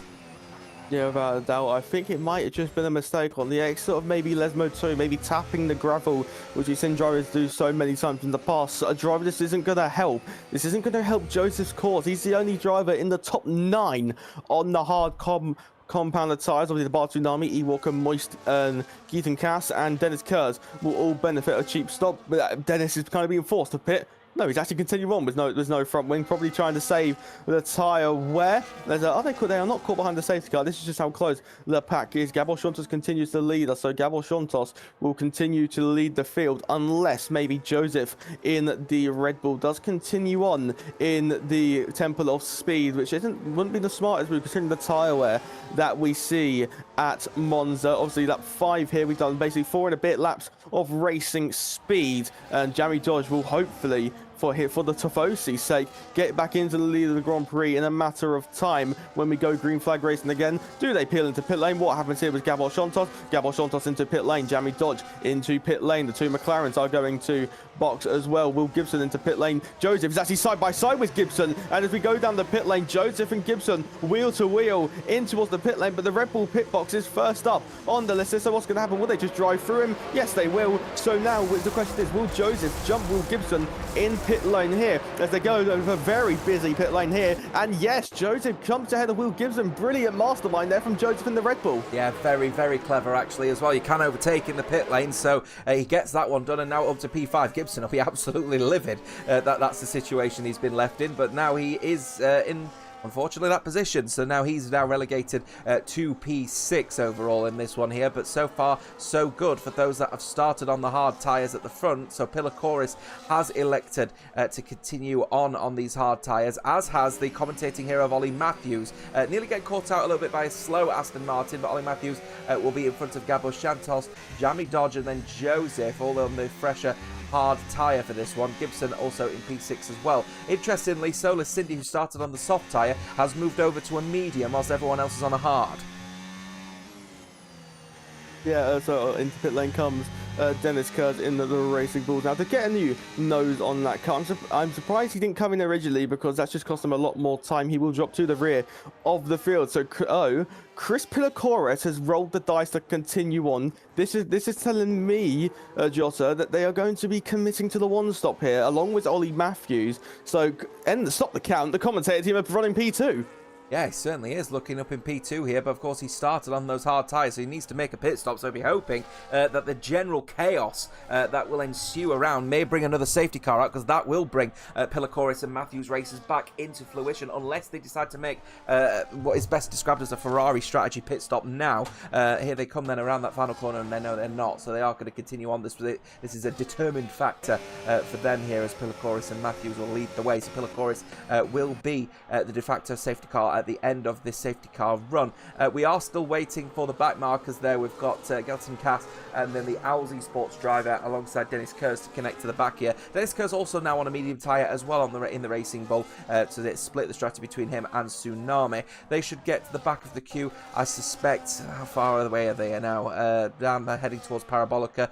Might be able to get to the back of the queue at the end of this one here, so we might have the safety car at the end of this lap, unless they take it a little bit more leisurely, Rio. I think they will take it more leisurely, especially considering he's on the medium combat tire. We know how quickly they wear. You have to, example being, if you start on the medium, you want to do the one stop, you have to manage from the opening lap, especially through the likes of Lesbo 1 and 2, through Ascari and the Parabolica. They're the corners that kill your tyres the most. So I am interested to see how this alternate gamble has gone with Chris Pilakoris and Ollie Matthews running in their respective teams. Safety car I don't believe will be in this lap unless it is a really, really late call, but you can see on the mini map in your bottom right hand side there's 3 cars who are just entering the middle sector. The Rebel entering Lesmo 1, the Williams on the exit of the Delarugia, and then the V-Carb just entering the Delarugia chicane. Something I will be excited to see, though, how aggressive will Gabor be? Will he think, okay, right, they've got all the tyres, let's instantly get by them, or will he bide their time to wait to see what the pace is, or will Jota full on bolt it? Yeah, I was being a little bit optimistic, wasn't I? Thinking that the back three will be able to get to the back of the queue in time, so it will be another lap behind the safety car. We'll be getting going at the end of the 8th lap of this race here as the safety car navigates its way around the circuit one more time. Here, though, Chris Pilakoris leading the way from Ollie Matthews, Colbert Santos, Jamie, and then Joseph Gibson from Icky, from Leo. We've got Patton, Gabri, and then rounding out the top 10, Viper, Tsunami, Cindy, Guio. You've got Walker, Morgan, Cass, the Owlsy Sports driver of Moist, and then Dennis Kurz rounding off the top 19, or the 19 runners that are taking part in this one. We have actually lost already one of the Mercedes runners for this one as well, so it looks like they've got a DNS on the record for one of the Mercedes runners, and I believe it's the TDR team that haven't fielded anyone for round 19, so it is all in fair one for EXA down in P19 in the standings. Yeah, honestly, I think this is the highest I've seen Robbo runs since the Belgian Grand Prix, where he got the luck of the draw with the random grid to start on pole, didn't he? All those hours ago for the season opener, where we both were together for the very first time in the comms box. And look how far not only we have come, but just the whole team as a in general, I should say. We will go racing this lap, but I mean, I will just continue to reiterate what I've mentioned. Obviously, firstly, it's a massive honour to be part of this, but I'm just so proud of everything that has happened so far. Yeah, as am I. I think this particular championship has proved to be a really, really awesome event here. Felix has just put in 15 quid, by the way, for the donation as well. Thank you. That takes us to £1,825. If you haven't done so already, scan that QR code in the top right-hand corner and donate if you can. Another £25 incoming in from Noom, so thank you very much for your donation on that one as well. That takes us now to £1,850, another £100, and we'll be banning hard to Great Britain. Come on, guys, let's get that to 2,000 and get our first target here. Here we go then with the safety car now in. Chris Pilakoris becomes the de facto safety car, weaving left and right to get those warm tyres on. Wants to try and catch Ollie Matthews napping if he can, and try and get a little bit of distance between him and Gabo Santos. They are racing for position through Parabolica to go. He's leaving it very late, is Pilakoris, but there is the foot down on the throttle. He has caught Ollie Matthews napping as we go green again then here in Italy, and so far so good for Pilakoris. Matthews under a lot of pressure here from Gabo Santos as he heads his way then towards turn number 1. Will Santos get this move done going into turn 1? They remain side by side, I tell you. Ollie Matthews is going to do the best he can to defend this one, but in the end, I think he's just going to have to concede that you've got plenty of people who are just a little bit faster at the moment, down to P4, then it will be P5 imminently, I think, with Joseph Gibson all over the back as well. We've got people switching positions at the front and at the back at the moment. You saw something though there, Rio. Oh, Ollie! Oh, Ollie! Wow, wow, wow! Right into the back there of there. I think he got caught out a little bit by a bunch of people there in a very, very, I don't know, Lewis Hamilton, Charles Leclerc-esque situation there. Caught out by a bunch of people who were just significantly faster, broke too late, missed his braking point. That's disappointing for the commentators. Yeah, the door opened up for the outside line. He wanted to gamble. He wanted to go for it, but instantly just went way too late on the brakes, locked up and careered into the rear of the pole sitter, Jamie Dodge. So now he is net P4 in this Grand Prix behind Will Gibson and Joseph. I'll tell you who is really impressing me, though. Chris Pilacores has almost got a 1 second gap as they make their way down towards the Parabolica for the 9th time in this Grand Prix. The gap 8 tenths per second as they hit the brakes for the final time in the lap and plummet around the final corner and foot to the floor as we go down the main straight down towards lap number 10 of this Grand Prix.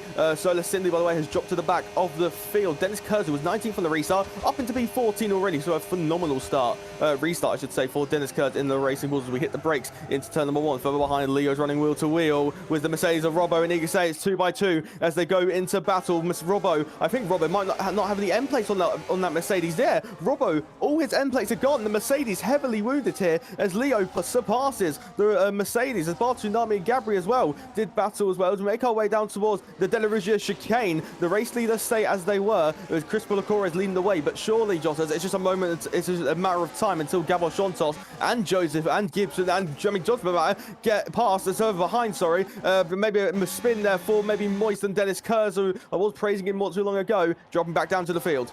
Yeah, not disappointing stuff for Dennis Kurz as well, back down to the foot of the field after a mistake at the De La Regia chicane as we now head our way towards Ascari at the moment here with these front runners here. Gibson up into P4 as well. Both of the Aston Martins putting pressure on Joseph, and guess who? The McLaren of Gabo Santos here as well. Lorenz down in P6 at the moment is Patton trying to close up the gap on the rest of the field, but Jamie Dodge putting a little staple on that one at the moment. Lap 10 of 27. We've had a full course caution already, a full safety car, 17 laps to go, falling in favour at the moment of Chris Pilacores. The hard tyres are actually turning out to be a really good race tyre. They are double the age of everyone around him at the moment is Chris Pilacores' tyres versus, let's say, Gabor Santos as he gets later on the brakes, does Gabor on this one, but Pilacores, yes, they might have had a bit of a safety car period, is actually managing his tyres relatively well at the moment. Yeah, that was contact between Will Gibson and Joseph, between the Red Bull and the Aston Martin. There was all the Red Bull ghosted momentarily on the exit of the Rettifilio chicane as Gabor Santos. Surely it's a matter of time. I don't understand why he didn't really go for the move, considering he's got half the tyre age of Chris Pilacores. Surely he'll be able just to fly away, or maybe Gabor is trying to ensure that this strategy will work. Gabor has gone medium hard. Joseph has gone hard, so he has no more hard tyres available, which are fresh. Of course, he can go back to the set of which he did use in the opening 5 laps, of course, in the Grand Prix.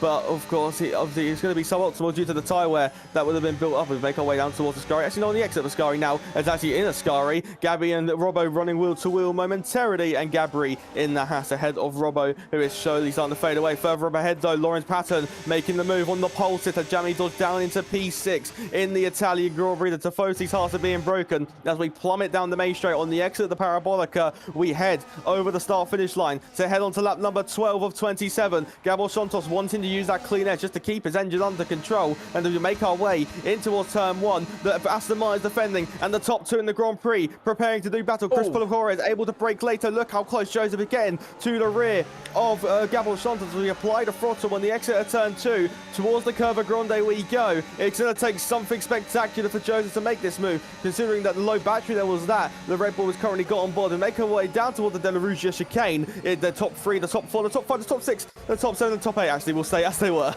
Yeah, situation report at the moment for the likes of Gabo Santos. That front lockup, double front lockup going into turn 1 was not helpful, and actually has put a little bit of pressure on him versus Joseph at the moment, who is flying out there at the moment in the Red Bull. Going on board with Gabo, yeah, there is the DRS available for him versus Pilacores, but the problem is the Red Bull is looking particularly racy here. Now, what's his Ascari going to be like here as they go through Ascari right now? McLaren taking a slightly wider line through there, looking like he just wants to try and get his motor mojo back, but that Red Bull starting to put a little bit of pressure on the front of Gabo. And I tell you what, Chris Pilakoris is flying out there at the moment. Now 3/4 of a second is falling at the moment, but it was around about 8/10 a little bit earlier on, and that is a great suggestion. Things are looking particularly strong as we've lost Dennis Kurz. I think he's lost it at the end of Ascaris. He's now down at the foot of the field. While this was happening, Ollie Matthews made a mistake at turn 1 on the previous lap. He's now down to P18, and the commentators' team are getting a little bit more disappointed at the moment. We were looking for another top 10 finish. Ollie, come on, pick up that pace, sunshine. Sorry to butt in there, but it was free wide into turn 1 between the likes of Niall, Robert and Morgan. I apologise for butting in, but it was free abreast in towards the opening chicane, and the Haas of Morgan tried to make the spectacular double move. They're not even going to make one move. Robbo loses a position, Niall gains another position, and Morgan stays as they were as they round the curve of Grande, and now XDE Walker's going down on the inside, almost tyre hooking as we go in towards Delaware chicane, late on the brakes, on the inside, steaming through XDE Walker with a lovely manoeuvre, but then Morgan will try to fight it back as we enter the first of the 2 Lesmos. It's a phenomenal dive bomb move into the Delarugia chicane by XDE Walker. Yeah, keeping an eye on E. Walker then as he gets the move done. Remember, he has a time penalty to his name, though. While saying that one, Dennis Kurz also, unfortunately, with a time penalty as well. A 10-second time penalty for speeding in the pit lane as they've switched over to a soft tyre. Situation lap 13 of 27 as it stands with 15 to go in this race at the moment. Gibson now overtaken by Lorenz Patton, but getting boxed in a little bit with Joseph. Might have to concede that position once again. Gets a nice switchback, though, at Parabolica, using overtake as he now blocks the pit lane entry. No one wants to make a pit stop, though, and once again boxed in at the moment between Lorenz, Gibson and Joseph here. Anyone going to look for the move here, I wonder? Gabo's not close enough for an overtake here on Pilakoris, but on this one here, Gibson wants to get a move done on Joseph, and he's not interested in Patton at the moment, but a nice little switchback at Retafilio keeps him within touching distance here, but side by side they will continue to go at the moment. Will the front runners here? Gibson gets in front of Joseph in the end. Patton will look for the same thing as well as they continue side by side heading through to the De La Rogier chicane. Side by side they will go. Joseph in the end electing not to get into some kind of battle, relegates himself down to P5, and once again status quo resumes. Aston Martin McLaren.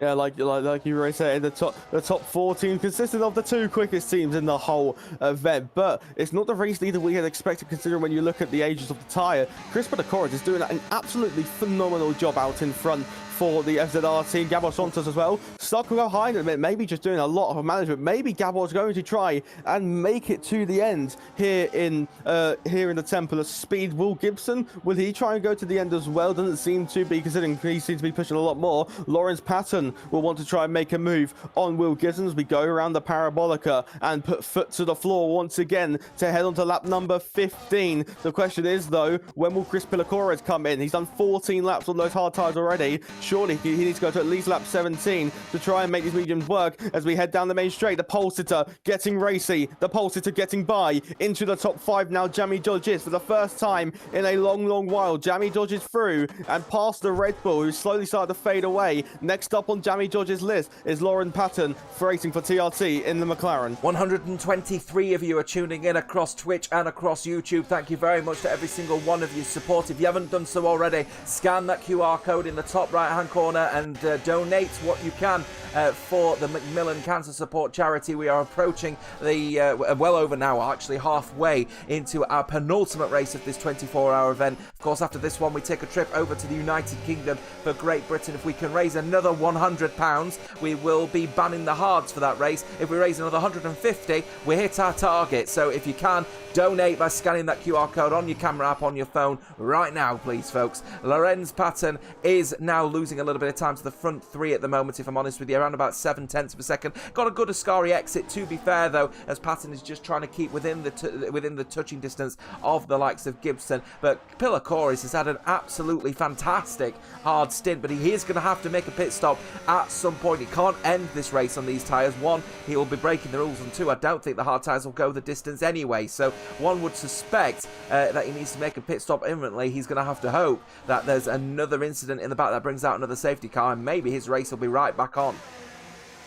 Yeah, without a shadow of a doubt, obviously, Aston Martin and McLaren still running as they were. Jamie Dodge is slowly starting to reel in Lawrence Patton in the McLaren, which is directly ahead of the Scarlet Ferrari. The Ferrari, obviously, I don't think would be too happy with how their race is currently panning out. What I have found interesting here, Gabor Santos, every single opportunity pulling out of the slipstream to make sure that those tyres can stay cool down all the straights, as well as the engine as well, because engine temps are a crucial figure. And when I run on board with Gabor, just see how smooth the braking is, see how smooth the throttle implement is. As I say that on the exit of Lesmo 2, a little bit of a mistake there that allows Will Gibson to slowly close up. Lawrence Patton as well, getting within 2.5 tenths of a second of Will Gibson in the green machine as they go on the braking through the Ascari chicane. Lawrence Patton might try and set up a move here on the exit of Ascari. Now we go down towards the famous Parabolica and wheel to wheel. Aston Martin and McLaren are going to run. We've said that so much in this event as they make their way towards the famous Parabolica. Side by side, they're going to run almost into the grass. Goes Lawrence Patton, wheel banger between the pair of them, and once again rinse and repeat what he tried before. Lawrence Patton trying the up and under, wheel banging as they make their way down the main straight, down towards turn 1. Lawrence Patton gets through into the podium positions. Will Gibson not fighting that one, you can see, turning the battery off, but it's now a Papaya 2-3, and they can now be worked together. Gabor Santos out for the golf for this cut in the corner, and there's a time penalty for Gabor Santos. Well, I don't know what the severity is. It's a 3-second time penalty for the McLaren. That's a very uncharacteristic mistake from Gabor Santos in the McLaren, and this is now giving Lawrence Patton a chance to finish P2. Even better, maybe a chance to win this Grand Prix now. Yeah, difficult that from Gabor Santos. Very unlike him. Usually a very nice cold driver is him, but very uncharacteristic error from the man in P2 here with that 3-second penalty, and with everyone in such close proximity at the moment with the DRS train forming, he's going to be losing a bucket of positions. His nearest person with a time penalty is actually Viper down in P13, so it's going to be pretty detrimental for Gabor's own individual race, though the McLarens, of course, well, one of the McLaren teams anyway, has already won the championship. Sector 2, yellow flags wave. It's the Ferrari of Walker who's gone for a spin. Now, has he caused any damage to the car, I wonder? We'll have to see as he gets back on the circuit. He might have just got away without any kind of damage. I don't expect there to be any kind of safety car as we see the car going around the final Lesmo. No, he's got severe front wing damage, unfortunately, as that Ferrari, so there is debris on circuit as we've got Chris Pilakoris into the pit lane now. He's had enough of his tyres and he will now have to pit for a fresh set of mediums, but he's going to have to do a lot of racing if he wants to get to back where we were. Exactly, this is going to be where Chris Pilakoris will come alive. 10 laps to go here in the Temple of Speed in the Italian Grand Prix, located in Monza. Also, we have the other Italian race in Imola, but this is nowhere near, Imola's nowhere near the levels of Monza, in my personal opinion, as Jamie George seems to be really close to the rear. Will Gibson in towards the Della Ruggia chicane on this occasion, just sticking behind him. Will Gibson's almost lost DRS, actually, to Lawrence Patton, the two McLarens, maybe trying to pull away a little bit here, and as we get on the exit of Lesmo 1 in towards Lesmo 2, DRS has been gapped. The two McLarens can now begin to try and pull away as we make our way down the straight, down towards Ascari. Will Jamie Josh just stay tucked up behind Will Gibson? I do believe, in fact, he will, but surely the McLarens will also swap around too, as well as the Aston Martin and the Ferrari.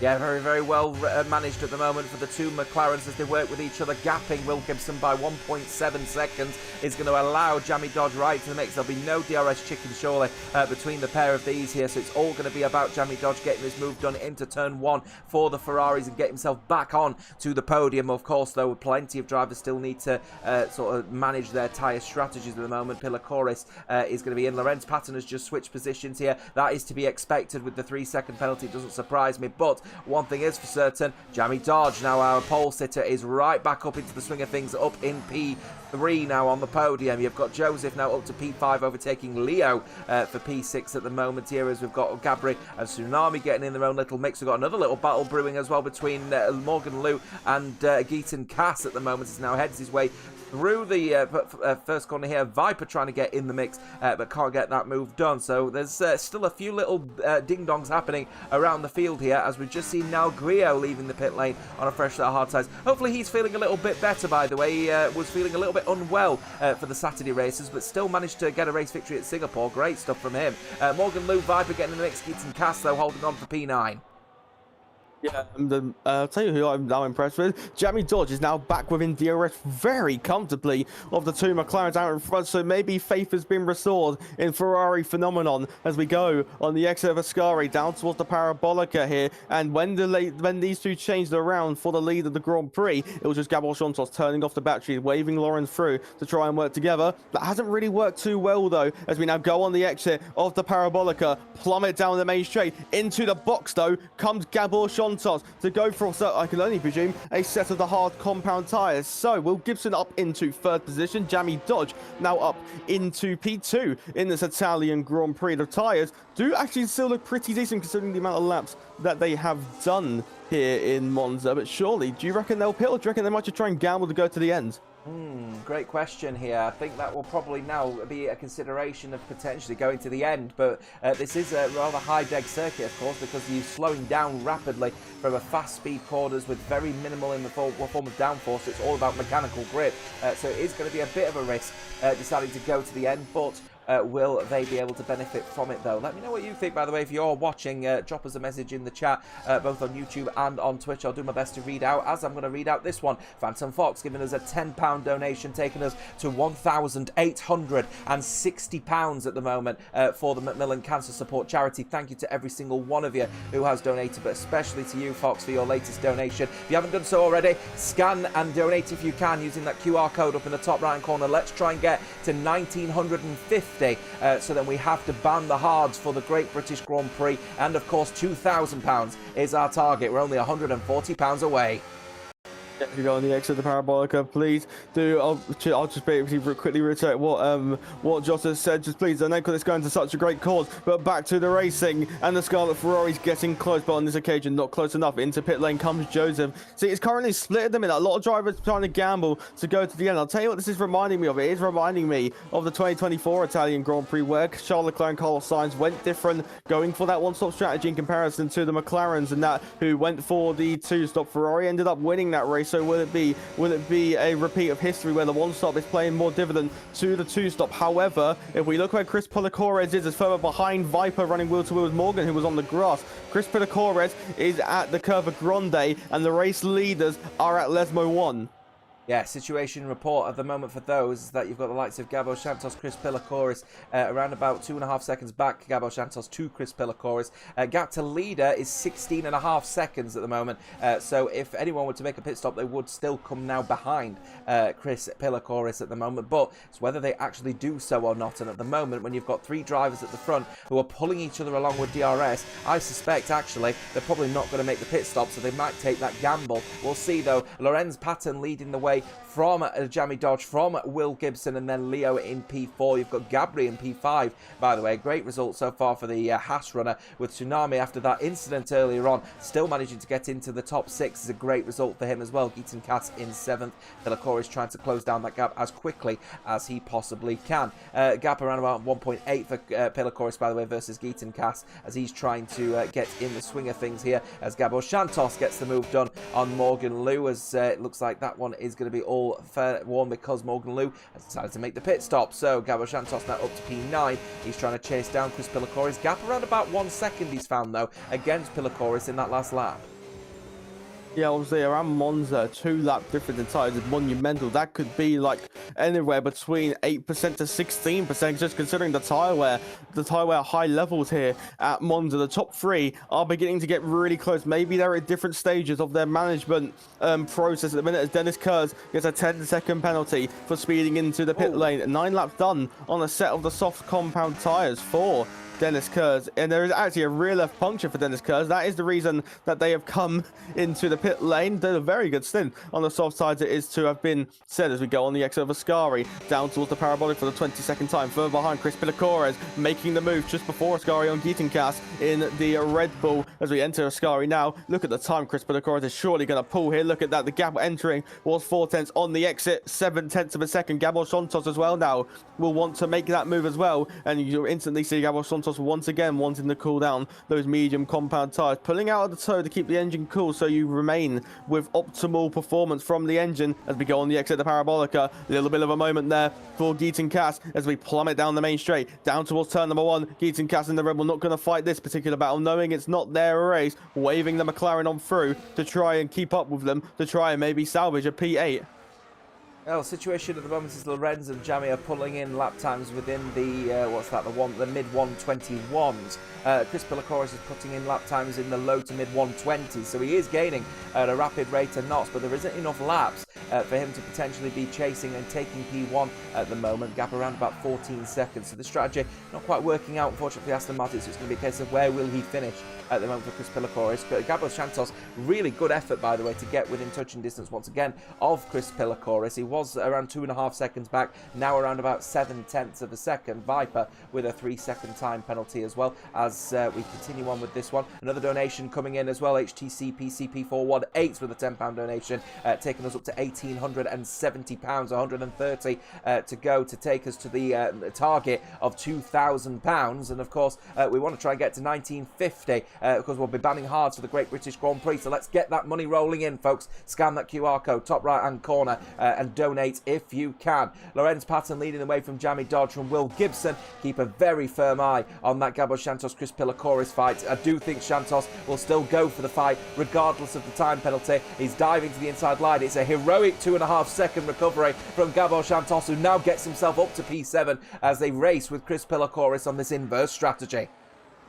Gabo Santos making the move and cutting the inside of the Rectifilio chicane. So that's now, I believe, 6 seconds now stacked up for Gabo Santos, which indeed it is. So now I think that's kind of solidified Chris Pillacoris to finish at least ahead of Gabo Santos. What a strange podium we could be lining ourselves up with here, because if there is any chaos with the punctures here, this could invite the likes of Leo or Gabriel, even Tsunami, a chance to steal the podium here. Obviously, the top 3 are drivers you would expect at this current moment in time, with a McLaren and an Aston Martin. We haven't seen Ferrari up there as of much, but faith could be restored in the Scarlet team as they go for Ascari for the 24th time in 27 laps on the exit of Ascari, now plummeting down towards the famous Parabolica. And yellow flags are behind. And speaking of Ferraris, for one Ferrari is trying to restore faith, the other Ferrari has spun the car, and there is major front wing damage on XDE Walker's Ferrari. Into the pit lane once again comes the Ferrari, and it's yet another bottle for the man whose chat call him Mr. Bottle.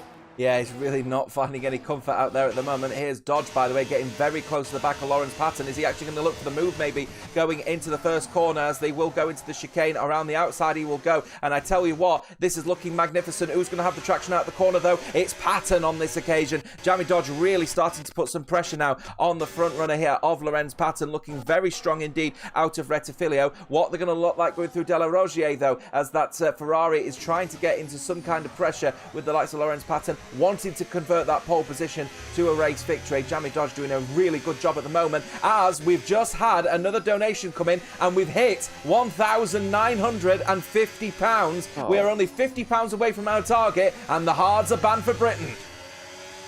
Very good. I would have liked to use the hard compound tyres, but oh well. XE Walker, but he gets another spin here in Monza, this time on the exit of turn 2 through before the Curva Grande. But look how close they are all getting now. Jamie Dodge is so good at recovering that battery. They had a 20% difference on the exit of the Della Rugia. The difference is now 50% for Jamie Dodge. 3-second time penalty for the Bar Tsunami here in Monza, who's got 20 lap of hard compound tyres. Is there any punctures for Bar Tsunami? Not on this occasion, but they will be edging close towards that puncture territory as we plummet down the straight. XDE Walker has retired from the session. XDE Walker's out of the race. It's a crash on the Exilesmo 2, tipping a wheel in the gravel, and finds themselves out of the Italian Grand Prix on the penultimate lap, on lap 25 for them, on the penultimate lap for the leaders. And as we go through the Curva Grande for the penultimate time, it's still the 1-2-3 which it has been for the whole way. Yeah, it seemed very fitting to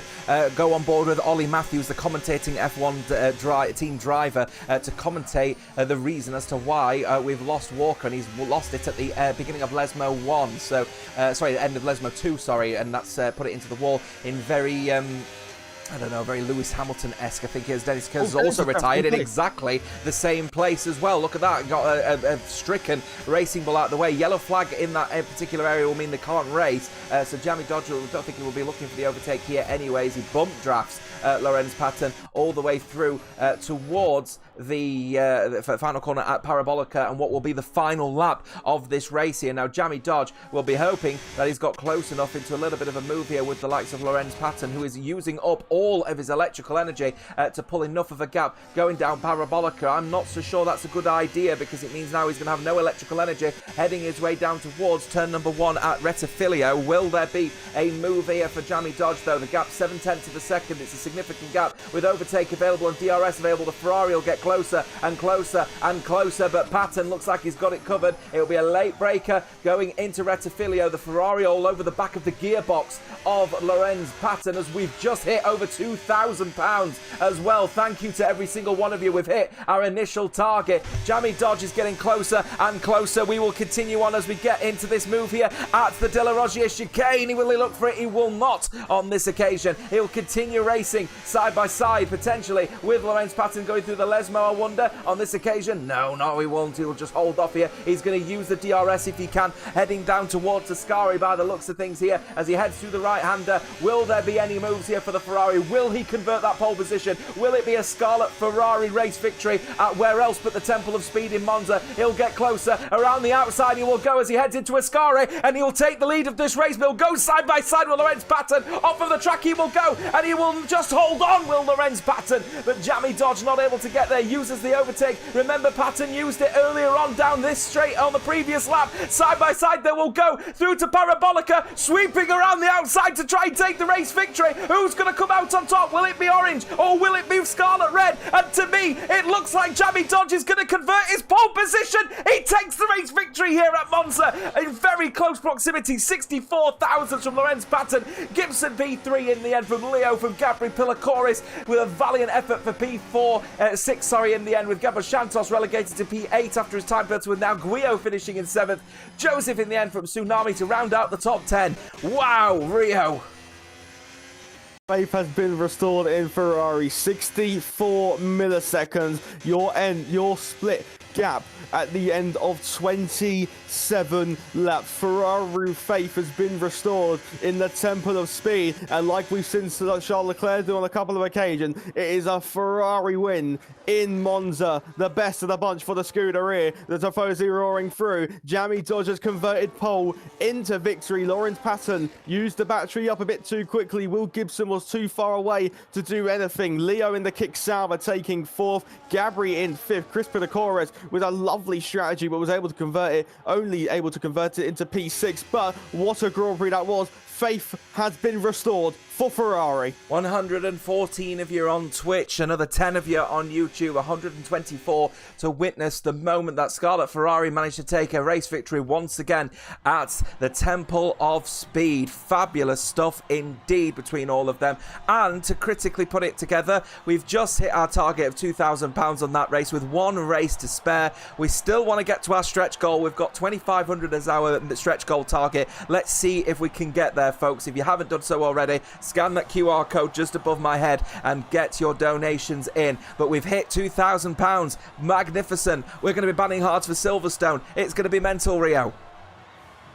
It will now be exciting to see what strategy drivers are going to go for. Obviously, they're going to make sure they have two. Obviously, the medium will be the priority tyre here. They will become the best race tyre. But looking at your new race results here, Jamie Dodge wins the Grand Prix ahead of Lorenz Patton, and Will Gibson rounds off your podium. Leo and then Gabri. Chris Pedicores in 6th, and then Niall in 7th. Gabor Shontov in 8th. Joseph 9th. Bart Tsunami, then Geetan Cass, and then Solar Cindy in P12. Morgan Liu in 30th, and then Viper 40th. Ollie Matthews in 15th. Icky Robbo in P16. Then there's Moist for the Owls Esports team in P17, and then your two DNS, Dennis Cuz and XDE Walker. But what a phenomenal Grand Prix that was, and after 24 hours, one single round to go.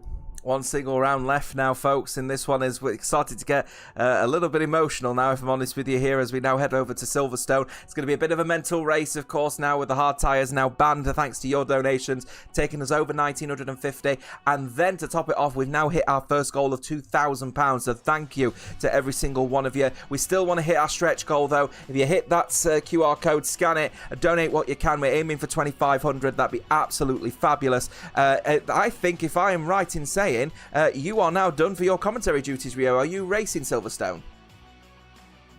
I am. I got to commentate the opener, and then I get to race the finale, which I am more than delighted to be doing. So it's been a pleasure commentating alongside you, TK, Gareth, and Corey. That was it. My apologies, Corey. But yeah, it was my honour. It was an honour to be alongside the likes of you, and I hope to return for more events. But the action is not done yet. We still got plenty more to go. It's time for the home of Formula One, the British Grand Prix awaits. Yeah, British Grand Prix awaits with some modified rules ahead of us, Rio. Best of luck in the Williams later on for this one as well. We'll be back. We're well ahead of time, in fact, actually. We were due to start that race at 10 to 12. So we will take a very brief break before we get on for our race at Silverstone. Don't go away. Let's wrap up the next 24 hours. Take care.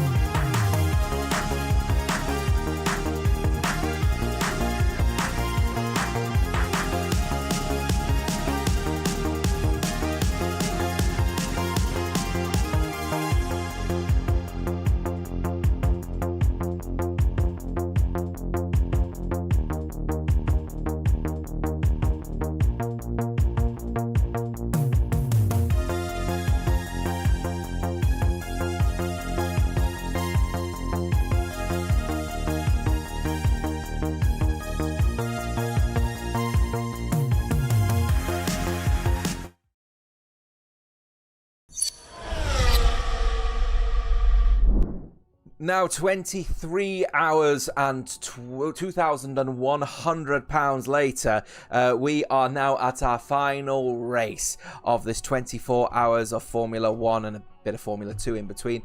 In support of Macmillan Cancer Support, CSS is bringing you the final round at Silverstone, and what will be such an intense race ahead of us with myself and Max Ring alongside me for this one. Max, wow, we've hit our target already. We're now going for our stretch target. Final round at Silverstone. Banned hards now, thanks to the donations of the people watching. If you want to donate more, QR code top right hand side. But we're wrapping it all up at where else but Silverstone. Drivers are very keen to get on with this one, I think. Oh yeah, they certainly are indeed. It's been a great event, a great just day of things as well, and yeah, it's going to be interesting to see how these hard tyres being banned mixes up this Silverstone race. Of course, Silverstone is just about a one-stop normally with these tyres, with a medium hard, so a two-stop will surely be on the card for the drivers here tonight. And of course, it's great to see as well that with a race to go here, James, that we have got, of course, the goal already wrapped up, so it's now just bonus at this point for every donation we get, which is great to see this early, well, with one race to go. Worth making note, by the way, of one thing as well, in reference to the actual title. You've mentioned F1 servers, obviously, have already won the title. They are 133 points in front. No one can catch them now, but there is only 50 points separating P3 from P7 in the standings at the moment. 40 points for a race victory, by the way. So it's still very tightly compacted in that battle, and critically the battle for P4 can't get any closer. Literally, it cannot get any closer. Le Hotel and OVR are tied on points after 23 hours of racing. They are tied on points with 409 points, separated by countback because Le Hotel have got one extra race victory. A testament to the fact that yes, this is for charity, but the racing's been super competitive. Oh, it certainly has indeed. Of course, I did the F2 race at Hungary, and that was super close as well. Even though I was one of the drivers in the mid pack, I'm not Joe Murphy or Di Hortensio level pace. I am not so great at this game, but we have people it don't matter what pace you are in this event, you always have 2 to 3 people around you that you can squabble with, and even if you're someone at the back, it's still just a great event for people to come out and of course just play their part, do things for charity. And yeah, it's a testament as well, the fact that even though it is for charity with people with different skill levels, pretty much a majority of the championship standings, it is still all to play for into these into this final race. So it does show that teams are put together with a lot of mix and match drivers of quick and slow speeds, and in the end they all converge at this final point, and it's anyone's game for those said 4th, 5th place positions, and even a little bit lower. It can still be on the cards if you get one good result. So we're at the United Kingdom, Silverstone, Great Britain. One-shot qualifying before the main race ahead of us. Of course, we are banning the hard tyres for this event as well, thanks to the donations of everyone here. £1,950 was the target we needed to hit. We're well over that one now. Now £2,155.64. So thank you to every single one of you who has taken part, donated, been part of the administrative team, or even just watched. And I'm aware there's at least 2 or 3 of you who have actually watched this entire thing from start to finish. So fair play to every single one of you tuning in. 15 seconds to go though. Very quickly, Max. Great Britain, its own individual challenges. What's to expect when everyone's so tired? Oh, it's chaos. This circuit, you need a lot of focus, especially through that middle sector of the likes of Luffield, Maggots, Beckett's, Chapel. You need focus, you need commitment. So when everyone's tired, I'm expecting a lot of mistakes to potentially be made. Yeah, potentially here as we're going to follow, let's follow Carl Vergeese, by the way, as well, the hero of Le Hotel. He's going to be one to keep a very firm eye out on here. Of course, tied on points with OVR and the Kick Saubers. That one is Gabriel Moya. You'll need to keep an eye out on here. Whoever outraces the other will be the one that ends up taking the sort of position there of P4 in the standings. So very important for him. And Carl Vergeese showing immediately that he's going to throw everything on the kitchen sink at this, because as it stands so far, he's on pole. Yes, Le Hotel doing very well so far with Vergeese as he makes his way through Luffield and now up the national pitch straight in through Woodcote, and he's still holding on to that P1. I say that, just gets demoted ever so slightly by Zozo and Oliver Knott just behind him. And also, Moya in the OVR kick Sauber is also hot on his tail. So for Le Hotel, it's Verghese actually drops behind Moya, who goes to the top himself. Oh, that's critical in that battle for P4 in the standings. Remember, Le Hotel and OVR are both sharing points on 409. Big thanks as well to the Sheffield Wednesday affiliated Owls Racing of just giving us £50 as well. Big thank you for that one. Le Hotel, Carl Verghese has just managed to get back in front, but Moya has just beaten him there to P3 overall. We're going to go to the kick Sauber. This is going to be critical, of course. They want to have, one of them wants to have the advantage over the other going into this one here, as Gabriel Moya is now fallen behind Carl Verghese to come across the line. Le Hotel just manages to get in front of OVR. That's critical in that battle for P4 at the moment. Carl Verghese gets P3, but they share the second row of the grid. Oh, things get a lot more interesting for that fourth in the standings, and it was by a 1/10.5 that Verghese took it away from Moya.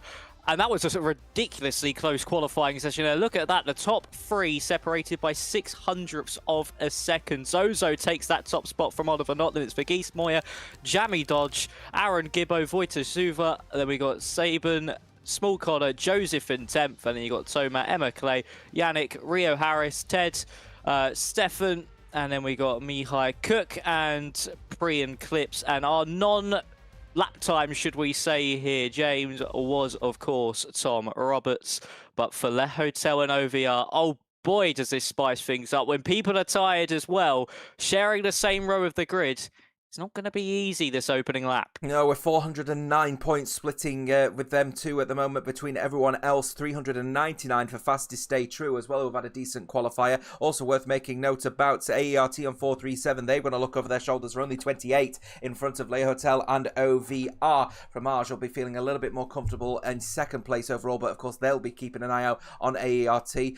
Tom Roberts, I believe, his F1 server is actually starting from the back, so going to be critical for that championship places in second, third and fourth and fifth overall, so keep an eye on that one. Only 3 points, by the way, between FST and FZR, so it is still very much up for grabs. Very quickly then, Max, going into this one, it's looking a little bit overcast out there.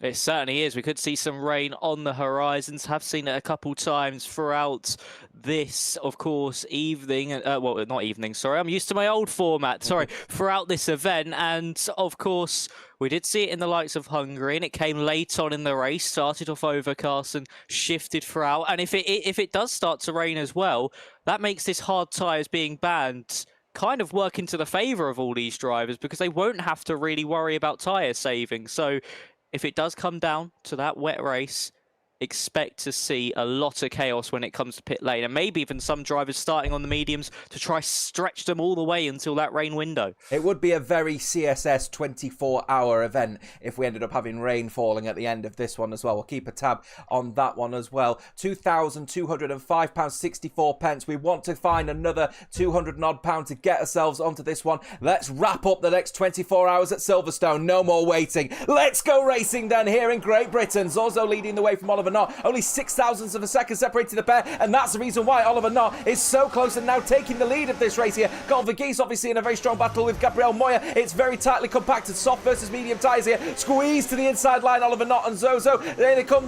Here comes the Alpine there, Renault there of Gabriel Verghese, is getting a great exit there, and Gabriel Moya not trying to put any pressure on. He's trying to put a car between himself, Carl Verghese, and Zozo here on these soft tyres. They'll burn through relatively rapidly, but he'll have immediate grip off the get-go. Around the outside then, into the next corner through Lovefield, and it looks like he'll have the traction out of the corner, and Carl Verghese has put a car between him and Gabriel Moya. Oh, onto the gravel there from Zozo. Gabriel Moya now could get this one done. This is going to fall well in favour. Oh, Oliver Knott, he's had a little bit of a lag spike. Carl Verghese is now leading the race. Oh, dream send there from Carl Verghese, that not having that screen freeze or wherever that was, and he's fallen back down to second. Talking about the tyres, it's Sauce for Verghese, Joseph in 9th, and then Cook and Clips down in 18th and 19th. It's actually Cook is battling here with Mihai over this 18th place there side by side. The Williams and the Haas driver a little bit further up as well. The Scuderia Ferrari of Jamie Dodge looking to go around the outside of Gibbo. As is he going to be able to get this move done? No, just gets washed out on those marbles on that outside line. No No move being made there, but for Geese on those softs, needs a good getaway, got a good getaway, and now I need to try and break that DRS. And of course here as well, with everyone being on the mediums, did what I say just before we went into racing come true, James, with the fact that, of course, there's carnage in the background with Saban going round, but I was just about to say, is rain on the cards near the end? Yeah, there's a little bit of blue sky poking through the clouds at the moment, so there'll be a little bit of reprieve on that one, but it's certainly overcast on circuit. Selection of tyres at the moment suggesting that a few people electing to move over to the soft tyre. Is that the indication that people think that we may be experiencing a rain period at some point? Either way, Joseph's still trying to race with Tom out here. These soft tyres burn through after about 2 or 3 laps here, so they've got to try and get the best of these tyres right now. Otherwise, they're going to find themselves dwindling down towards the back. Tom out already getting a move on Joseph around the inside then of the next set of corners going through Lovefield, but looking pretty strong through Woodcote as they head towards Copse Corner. Joseph still holding on here for that move there. Carl Vergeese, though, on a soft tyre. Great start from him. Helped a little bit by the screen freeze, we think, from Oliver Knott, but that, regardless, is a massive, massive support for Le Hotel in their chase of P4 in the championship. It certainly is indeed, as Tom Roberts made his way past Yannick, and now Connor's going to look for a move here. And so, Matt, there's contact between the pair. The Haas off the road, and the Aston Martin is not happy. A cheeky slide swipe, but Tom Roberts gets past the pair of them. He says, thank you very much, and in 2 laps, from 20th to 9th. So lovely stuff from Tom Roberts so far. Next on his list will be Joseph in the Woom Esports Red Bull. Rio Harris trying to make his way through onto Yannick. Does get through on the V-carb. So for the comms team, Rio doing quite nicely as well, down in 12th place at the moment. But yeah, for Carl Vergeese and Le Hotel, it really was just you make your own luck. And that's certainly what happened. Being able to capitalise on not screen freeze. And the Alpine was just able to take that race lead, but crucially hasn't broke DRS, so I'm expecting in a few laps Knott is going to be able to find his way back through. Yeah, Carl Vergeese now going to start to struggle with these soft tyres at the moment. Tom Roberts on a last to first challenge as it stands. He started P20, now up to 9th place, as you rightfully point out, Max, so keep an eye out on his performance, especially considering he's on a medium tyre as well. I'd have expected this kind of performance on a soft, but he's only on the medium in versus everyone else. He's actually got a little outside chance of doing quite well here. Ventari's Oliver Knott as well as Emma Clay. Looks like she's gone for a little bit of a spin, we think. She has, unfortunately, coming out of Lovefield. She's down to the back. Yeah, unfortunately there for Emma Clay, she was just taken, Ted cut across Lovefield. He got forced wide, I think, by Yannick, and then Clay was just an innocent bystander going around the outside of Lovefield, and Ted was trying to rejoin the road, and unfortunately Emma was the innocent bystander being collected, and it was just one of those unfortunate incidents. But that's now broken the top 12 away. Yannick now 2.9 seconds behind Rio Harris, so the Williams driver for the commentator team does not have to worry about the car behind, can just focus on Connor in front, as Saban's now back up into 18th place as well, a little bit further back. But for Vergeese, this time around, it's 0.3 of a second as they cross the line. Those softs are certainly starting to struggle. Has the pendulum swung into the McLaren of Oliver Knott's favour? Right, situation report in terms of the donations at the moment, folks. Here, £2,250 and 64 pence. Thank you to Anonymous, who's just given us a £25. That confirms Ollie is getting highlights in his hair. Fabulous stuff. That is great to see. Ollie, you better get ready. Those highlights are coming. I was speaking to him literally just before I joined the comms box, and he was like, I've got to get them done once it happens. And, well, whoever did that donation, thank you. We finally get Ollie with highlights. But Ted is going to the inside here of Mihai for this 16th place. Currently looking to do a bit of a comeback drive after that incident. Only a lap ago with Emma Clay and also Yannick, and he's able to move himself up into 16th. Now, those medium tyres against medium tyres. The Haas driver trying to fight back on the inside through Copse Corner. Is he going to be able to get this one done? No, it's going to be Ted who just holds on to that position. And actually, the poor exit allows Saban to be able to get through as well in the Alpine. So, going to the inside at Copse may not pay dividends for a majority of drivers, because if you get a slow run with a car behind you, they can easily pounce before we even reach Maggots. £250 is the last target till we get to our stretch goal of £2,500. if you can donate, scan that QR code up at the top right hand side and give your money to Macmillan Cancer Support. And thank you to every single one of you who's tuned in over the last 24 hours. We still have 21 laps of racing to go though here, and Aaron Gibbo is a person we're currently on board with at the moment. He's actually got a little bit of pressure starting to formulate from Jamie Dodge. He's had a good couple of rounds actually, has the Ferrari man. He had a decent Spain as well, so it'll be interesting to see how this man could do. Of course, he was a winner last time out as well in Italy after converting a pole position last second into a race victory at Parabolica on the final corner by 64 thousandths of a second. So this is the man currently in form at the moment. Yeah, certainly is indeed, and of course you want to carry that form into the final round and pick up some crucial points for your team. Talking about crucial points and getting up through the order, Tom Roberts is now all over the back here of Vojta Suva, so we'll see what he is going to be able to do. Runs wide through Cop, so that's not going to do him any world of good when it comes to those track limits warnings. But as we now make our way through, of course, Maggots, Beckett's and Chapel, some of the most iconic corners in motorsport, is the McLaren going to get close enough to attack on the FZR Aston Martin just in front? It doesn't seem so thus far, but talking about making an attack, Oliver not looking to the outside of Carl Vergese. He's now going to look to the outside once again, heading into the Vale chicane. Vergese defends the inside line, will be the inside through the second part of the chicane here for Oliver Knott. Vergese with a slide mid-corner, and that will surely allow Knott through, but no, fights it back round, has the better traction. Through Club we go. Is it going to be enough for Carl Vergese to hang on as we head into Abbey Corner? Not still holding it on the inside line, with the inside as well for Village, but he's just being forced wide by the Alpine. To the inside we go once more with the McLaren. Zozo also trying to get involved in that V-car for fastest stay true, and now around the outside Oliver Knott goes. He'll have the DRS, but he also needs to look out for Zozo as well. He might still be able to capitalise on this one here. Not with the DRS able to get through, and here comes Zozo to the inside now. Can he do two for the price of one into Brooklands corner? It just doesn't seem so, as Moy is to the inside of Vergese as well. That's crucial for the battle for fourth in the standings. It's Zozo around the outside, doesn't get forced right wide this time around like he did on the opening lap, and he's still running it side by side as we head up into Cops. Moya was able to get past Vergese just behind these two, and for Zozo, he finally gets ahead, and that is great racing from all four drivers involved. That is such a clean bit of racing that I have seen from these four drivers. Been absolutely fabulous, to say the least. Carl Vergese, though, is down to P4. He's not just off of the lead of this race, he's now off of the podium. These soft tyres falling significantly for the Le Hotel driver now gives OVR the advantage into the P4 in the standings. Keep an eye out on those standings as that one develops. And as well, Fastest Stay True in a really good position as well. Remember, they are P6 at the moment in the standings. They need another 10 points against OVR at the moment in order to claim that one. They're in a battle with OVR. Carl Vergese straight into the pit lane. No surprises on that one to get off of those soft tyres. They've got a very close battle with FZR at the moment of Fastest Stay True, and their driver's currently in P6. So that is really good for the Fastest Stay True team.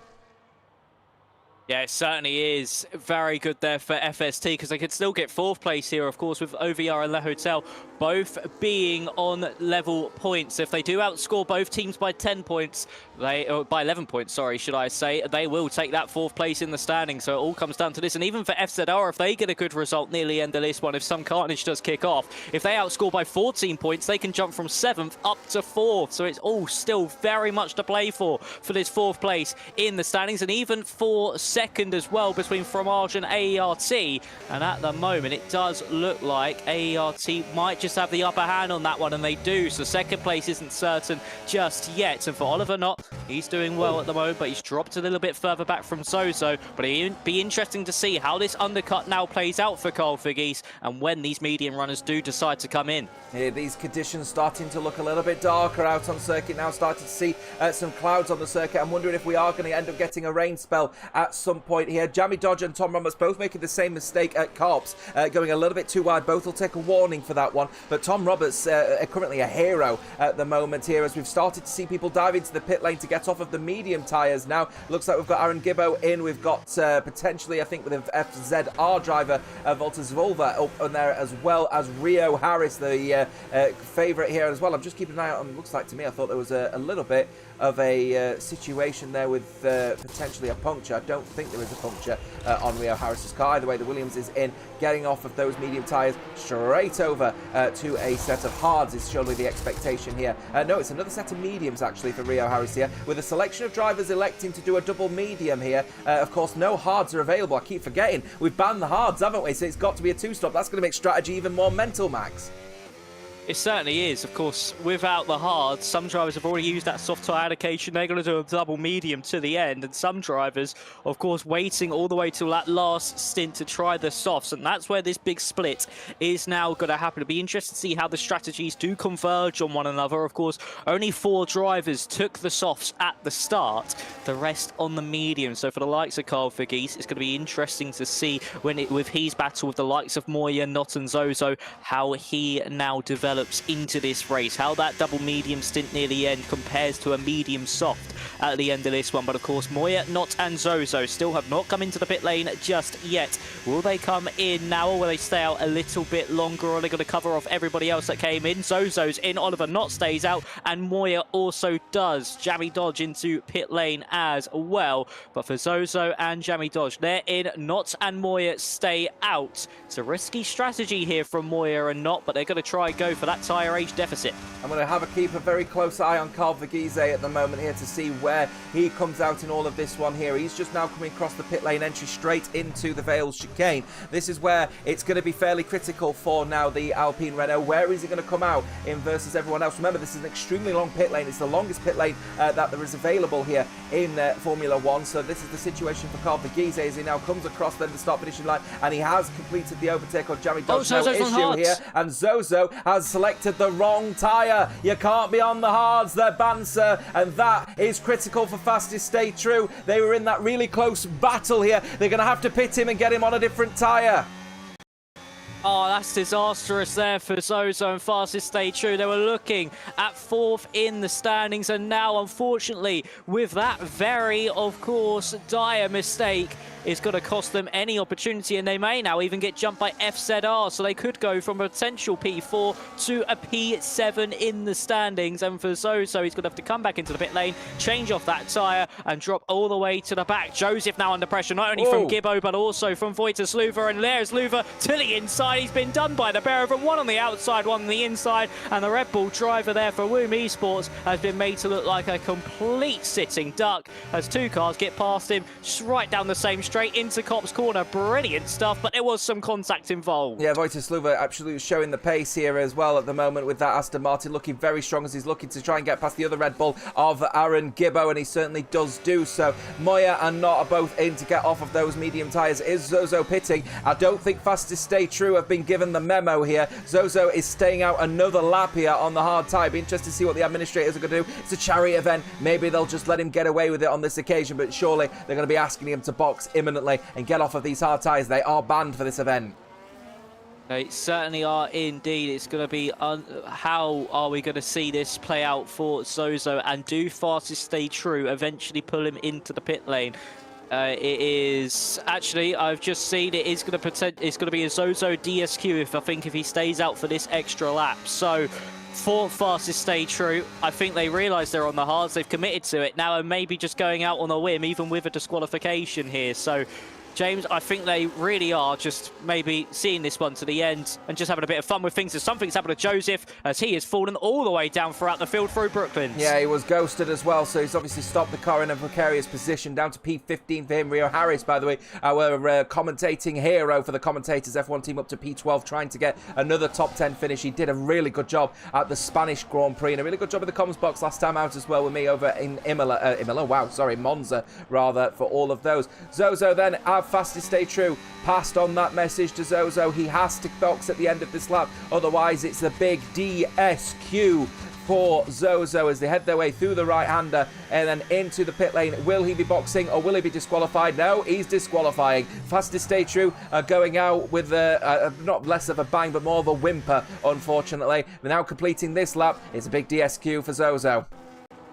Yeah, certainly is indeed, as of course Oliver Knott did come into the pit lane on that last lap, as Emma Clay getting absolutely swarmed by about 6 cars there through Club Corner. That must have been scary for the Ferrari, who has not boxed yet, and Tom Roberts is going to be the next one to try and get through, does get through round the outside, and next will be Gabrielle Moyer, who's actually been undercut by the likes of Roberts and Jamie Dodge, along with Aaron Gibbo too. So Cole Verghese has got a really big lead at the moment at the front of this field, but of course, those medium tyres will fade a lot quicker than the likes of Roberts, Knott, Jamie Dodge and Gibbo, because he came in that little bit earlier. And now to the outside is Aaron Gibbo, as he's now under pressure not only from Dodge but also from Oliver Knott, and the McLaren says thank you very much, I'll see myself through, and up into 6th place he goes. But of course that is a net P4 thanks to the disqualification for Zozo and Ted not coming into pit lane. But for Verghese, he needs to capitalise on all this traffic behind and start to build a gap.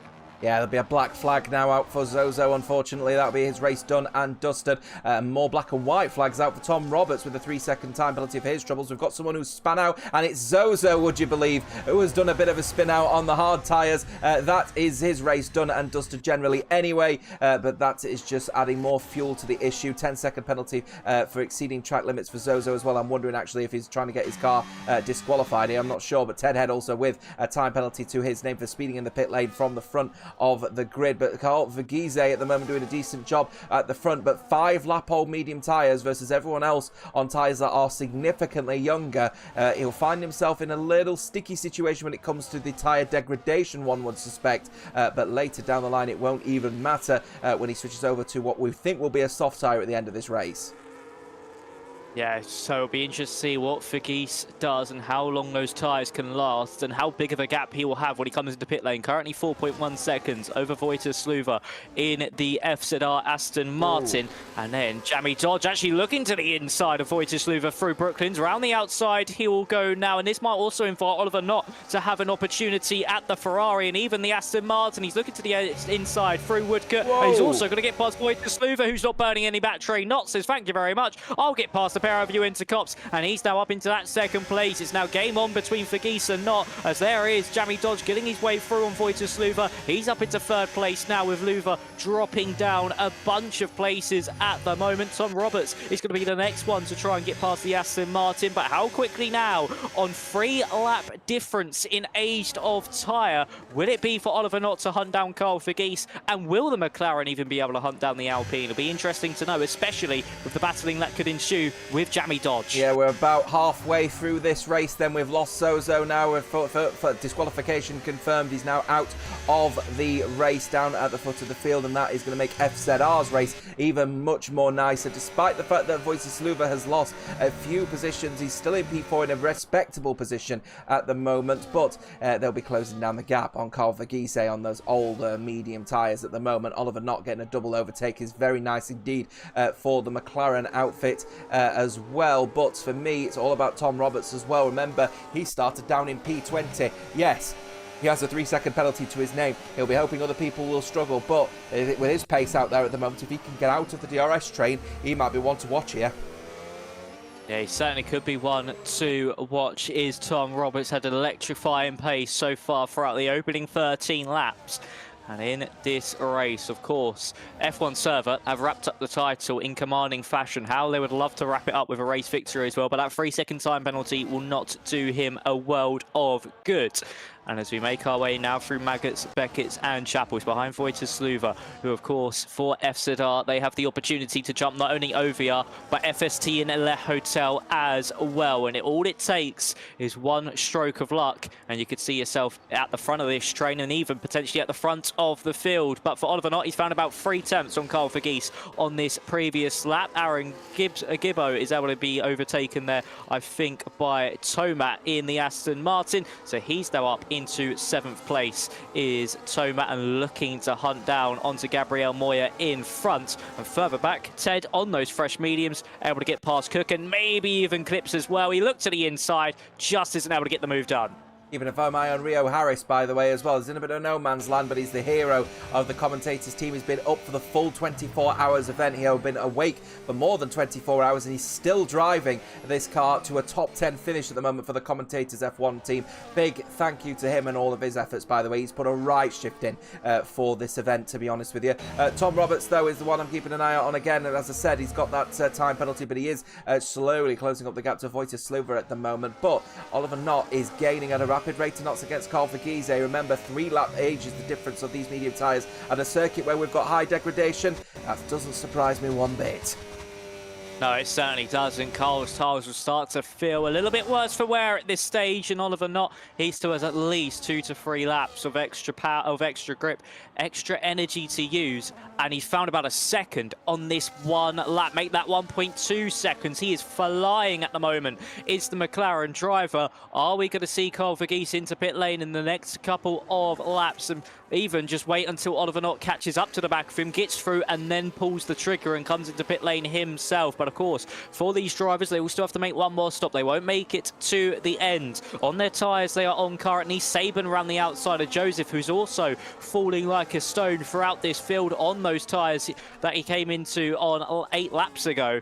And for Joseph, he tried that soft medium strategy. It's not worked so far for him, but it could work a little bit later on. And Oliver Knott on that previous lap found 1.7 seconds. He is flying up to the back of Verghese and the Alpine. It's a matter of when, not if, the McLaren driver gets through. High deg circuit at the Silverstone circuits. It doesn't surprise me on this one. Rain doesn't look like it's falling on circuit just yet, but certainly conditions still looking a little bit on the darker side. So it might just be overcast clouds here, but the hard tyre, of course, a band tyre here, so everyone's going to have to make another pit stop. And if you're taking 1.7 seconds a lap out of the person in front of you with a 3-lap deficit, that perfectly emphasises the challenge that these drivers have got at Silverstone when everyone is on a tyre. That burns relatively quickly, as we've got Stefano managing to get up to P16. In fact, it looks like the Owls esports driver of HB Cup down to P18, losing a couple of positions to Mihai as well.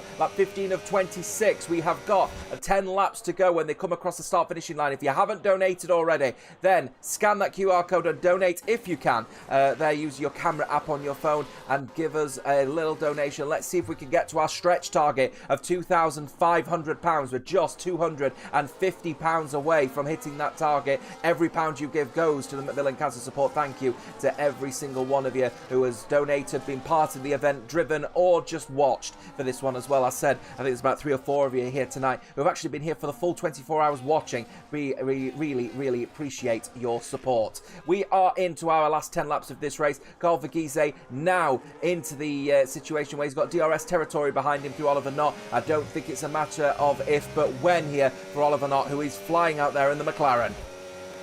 Yeah, certainly is indeed. The final 10 laps of this race, the final 10 laps of this event. And for these drivers, they still have one more pit stop to go through before they could be out of the pit lane and clear all the way till the checkered flag.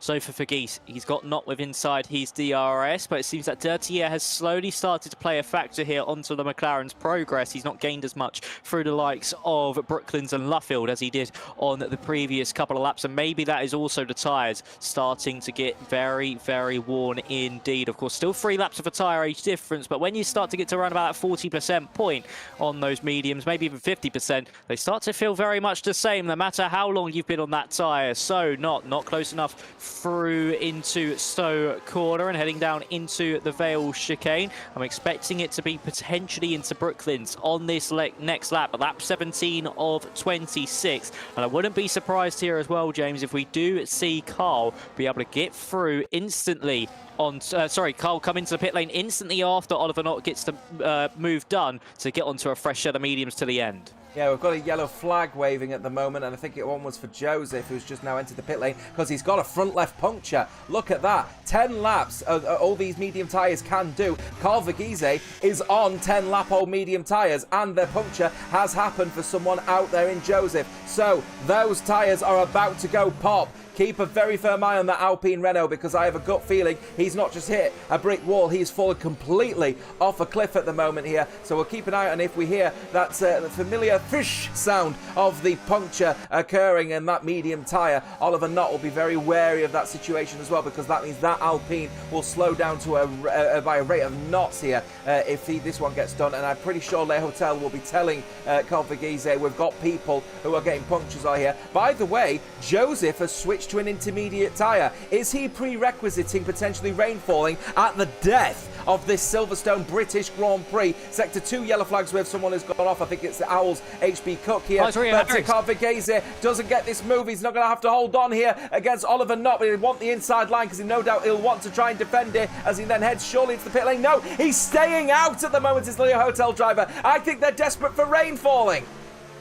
They certainly are indeed. Rio Harris as well, who's done 9 laps on his mediums. He's also just picked up a front left puncture, and that's disaster for the commentary team as they were in a battle with TTN. And for Harris, unfortunately, superhuman drive so far this event, of course, with the likes of staying up throughout the entire event, as Wojciech Sluva is now dropping down behind Tom Roberts, and also Gabriel Moya as well. He's also not elected to come into the pit lane just yet, and he's now potentially dropping behind the OVR driver. They're side by side through Aintree, and are we going to see a move here from the Kick Sauber around the outside, of course, in their battle with Le Hotel? There's contact. Luva sent round, and unfortunately there for Wojciech Sluva was a bit hot on the brakes. Moya turning a bit too early as well, and there was some contact, and fully Aston Martin, he's dropped off the back of this train as Oliver Knott's gap Verghese by 1.1 seconds. Yeah, Carl Verghese is really struggling with these tyres at the moment. Every corner he's taking, those tyres are getting closer and closer to puncture. The rain is now falling here at Silverstone with 8 laps to go, less than 8 laps to go in this race. Is the rain going to fall fast enough to move to an intermediate tyre? These medium tyre runners no doubt are going to have to make the call to get off of these mediums, especially those on 11, 10 lap old mediums, because people are going puncture left, right and centre here at Silverstone. Here's Jamie Dodge getting closer to the back of Carl Verghese. I have no doubt that Alpine is surely going to be boxing. It's going to be a brave attempt if he doesn't do so. He is boxing. He's getting off of those mediums. Is he going to go to a dry, or is he going to go to an inter? Jamie is drifting around the Vale chicane at the moment. Traction is starting to slip on very, very old medium tyres. We have a selection of drivers who are in, but looks of things for intermediates. Yep, certainly going to be the intermediate tyres. Connor picks up a 10-second time penalty. That's detrimental for his race. And now, as we head on to the inters, Oliver Knott and Jamie Dodge, along with Wojciech Sluva, have all stayed out. How is Knott and Dodge's grip out of the corners? Oh, a big slide there for the McLaren outside of the loop, and I think I can start to see spots onto the circuit. The rain is coming down very heavily here in Silverstone, and I believe Oliver Knott might have just got this one wrong. Carl Verghese could be back into the race lead come the end of this lap. Yeah, it could be at the moment. He's timed it to absolute perfection. Carl Verghese is a bit lucky as well that the tyres haven't gone bang, to be honest with you as well. We have, I believe, at the moment 131 of you tuning in. DRS has been disabled. That's your usual indicator in F1 25 and all the previous F1 games that the dry tyres are not the tyre to be on. And at the moment, not Jamie Dodge and Wojciech Sluva have decided to keep out, and they're going to be losing time hand over fist as they go through Maggots and Beckett's. You can see Oliver Knott drifting basically around the corner. And remember, these tyres are very old as well. Any kind of slide could put more grip and more time and more pressure on the tyre to potentially make them go bang. 14.6 seconds and falling at a rapid rate of knots for Carl Verghese, who will be thanking his lucky stars this rain has fallen at just the right time. One more lap, those mediums will no doubt have gone bang, and Le Hotel have got the one advantage over OVR that they need for P4 in the standings. But OVR's Gabriel Moya is only in a respective P3, and don't forget, Tom Roberts was on a last to first challenge, and now he's in a net P2. He certainly is indeed. And on this past lap, Carl Verghese has found about 2.3 seconds onto Oliver Knott, and the gap was only 1.5 when they came into the pit lane. So we should see the Alpine get in front of the McLaren by the time the McLaren comes out of the pit lane. And Tom Roberts might also be able to jump Oliver Knott here. And I think the big thing there as well, you've got to look at James too, is that if Oliver Knott did come into the pit lane, Tom Roberts would have had to stay out the extra lap. So they kind of shot themselves in the foot there, that they had the track position, they had the the advantage in the McLaren pit box, but they've decided to stay out longer. Vergis has hit the front of the field. It's Roberts in second, and not just in front of Gabriel Moya, but he has to get a heat cycle into those intermediates and quickly, or the OVR car could be straight past instantly. And a big slide there as well for Oliver Knott as we make our way down into Brooklands, and this rain is getting torrential. I wouldn't be surprised come the end of this race if these drivers stay out the intermediates. The extreme wets could be quicker at some stage. Oh, we could see the X-Wets, which would be absolutely amazing for our final race of this 24 hours of Formula One, brought to you by CSS and in support of the Macmillan Cancer Support Charity. We have got a race that has been topsy-turvy, to say the least. We've had to ban the hards. Someone's been disqualified. We've got people going off because it's now wet enough for the intermediates. But as it stands so far, we've got one person on a last to first challenge with the time penalty. Carl Vergise has got a point to prove here for Le Hotel, who wants to try and take P4 in the standings over OVR, who are currently in P4 and trying to chase down both of the McLarens at the moment. Jamie Dodge is a man currently in great form at the moment, a great Spanish Grand Prix and a race victory at Monza, so he'll have his own point to prove as well, will the man currently in P6. And I'm also looking down the rest of the field as well. We've got Rio Harris, our commentating legend here, as it looks like Oliver Knott's trying to get one done on Tom Roberts. The two McLarens colliding at the Vale chicane. That's not going to help either of their races at the moment. Remember, they're not teammates. They might be in the same car, but they're not teammates here. So they are racing for position, and they're just giving more and more time away to Carl Vergise with 5 laps to go. Is he going to look for it as they go through Farm? Here they go then, through into the loop and the village. Into the village they go. They're going side by side. A couple of bites of the cherry. Oliver Knott squeezing Tom Roberts off of the track as they go through into the corner. And there comes Tom Roberts, who's squeezing him off of the track. And guess who's coming through? Gabriel Moya for OVR. It's a battle for the victory between the two teams, tied on points on 409. Fabulous, fabulous, fabulous. Oh, now this adds a bit more drama to the equation, of course, for AERT, who Oliver Knott he's driving for. They're in a battle with Fromage. He can't afford to get to DNF here because Tomat is right on his tail. The current gap between those two in the standings is at 9 points. So for Fromage, they will just be able to hold on in this one. But for Oliver Knott, that is some crucial points gone, and that could be second in the standings gone for AERT because he was just a little bit too aggressive with Tom Roberts, who then fought back himself. If you can't dish it, if you can dish it out, you've got to be able to receive it. Certainly what the storyline that was there with Tom Roberts and Oliver Knott. Vergis has now got a 3-second lead with, once we cross the line, it'll be 5 laps to go. And for the Alpine, for Le Hotel, they are going to be going out with a race victory as things currently stand, and P4 in the standings. So a brilliant performance so far from Le Hotel. Their last victory was at Monaco, of course, well, actually both race victories were by Noel Gio for the Le Hotel outfit at his, of course, best circuit, Monaco, and a wet-weathered Australian Grand Prix as well. Of course, Monaco was wet, Australia was wet, and now Silverstone's wet as well here, James. So Le Hotel certainly seem to be very much good in these rainy conditions. Yes, certainly as well. And I tell you what, the very fact that we have got two teams battling for the for P4 in the standings, tied on points on 409 between Le Hotel and OVR, and they are tied on points after nearly 24 hours of racing, and they're only separated by 3 seconds in the end, is a testament to how competitive this championship has been, and well fitting for the CSS name,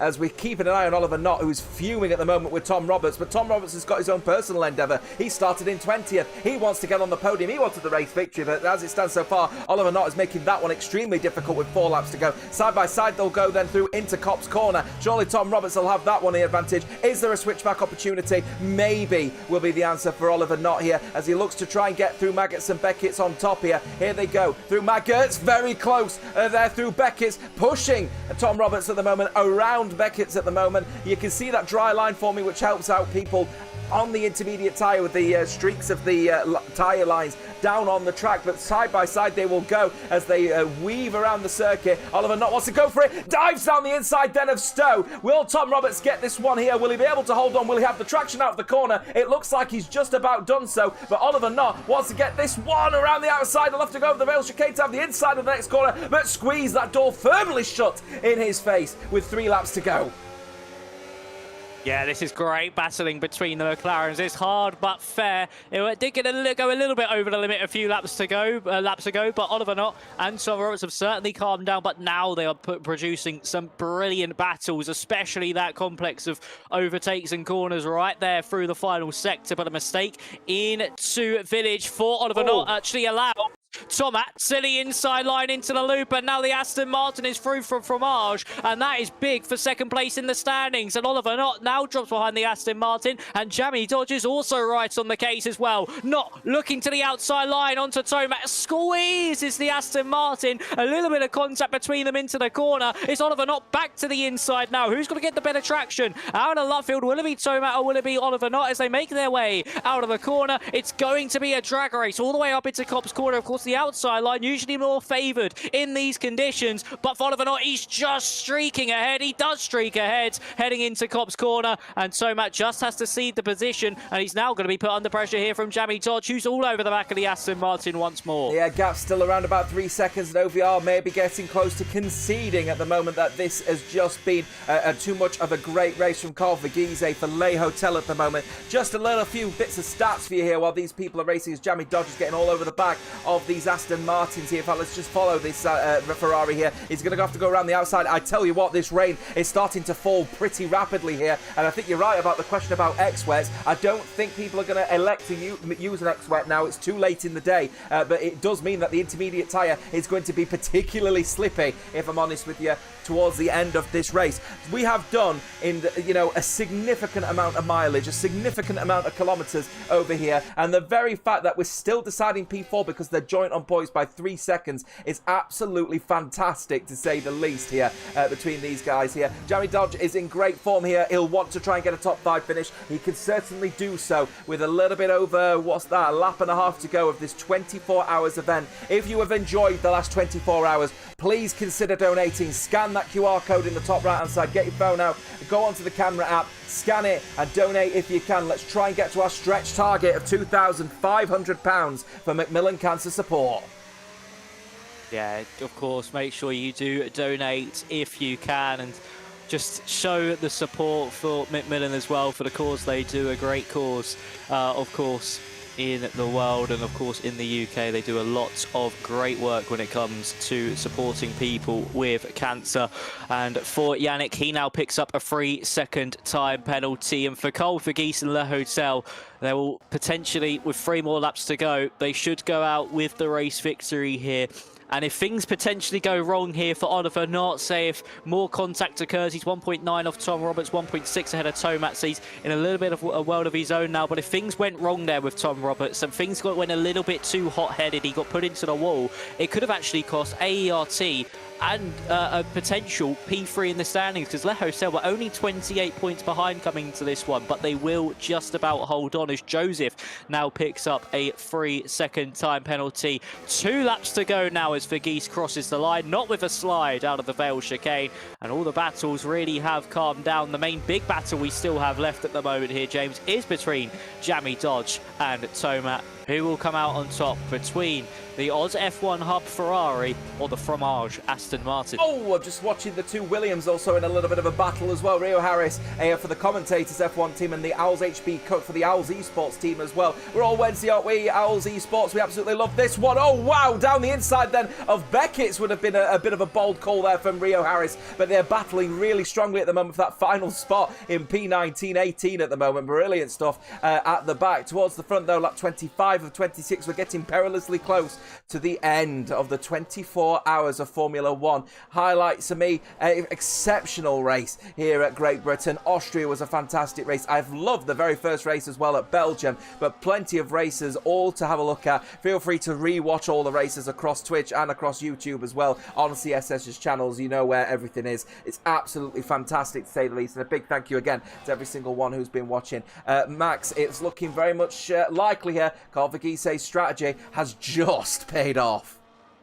It certainly has. He risked it by staying out 1 lap extra. Le Hotel was certainly praying for some rain on that soft medium opening start to the strategy.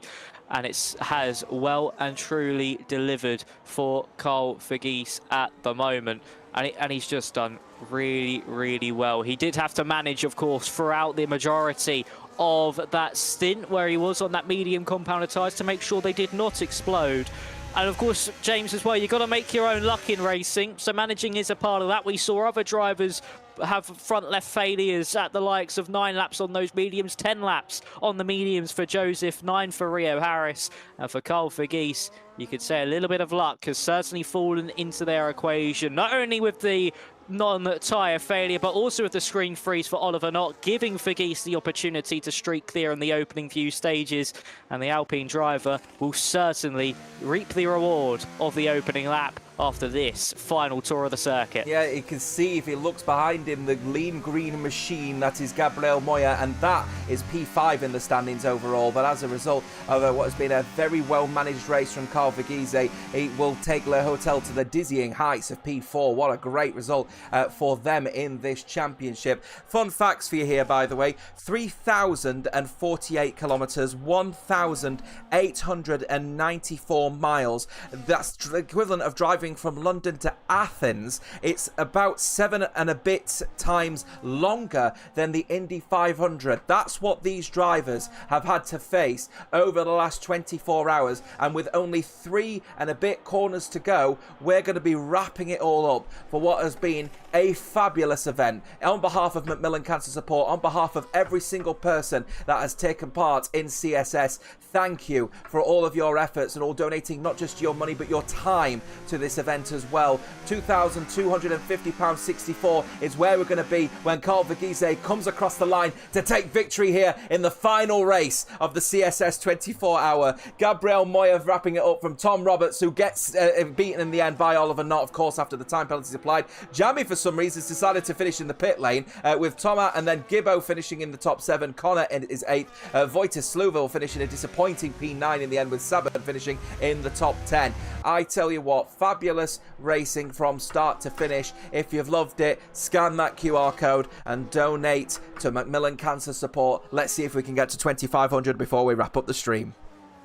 Yeah, let's see if we can. And I can tell you why Jamie Dodge came into the pit lane.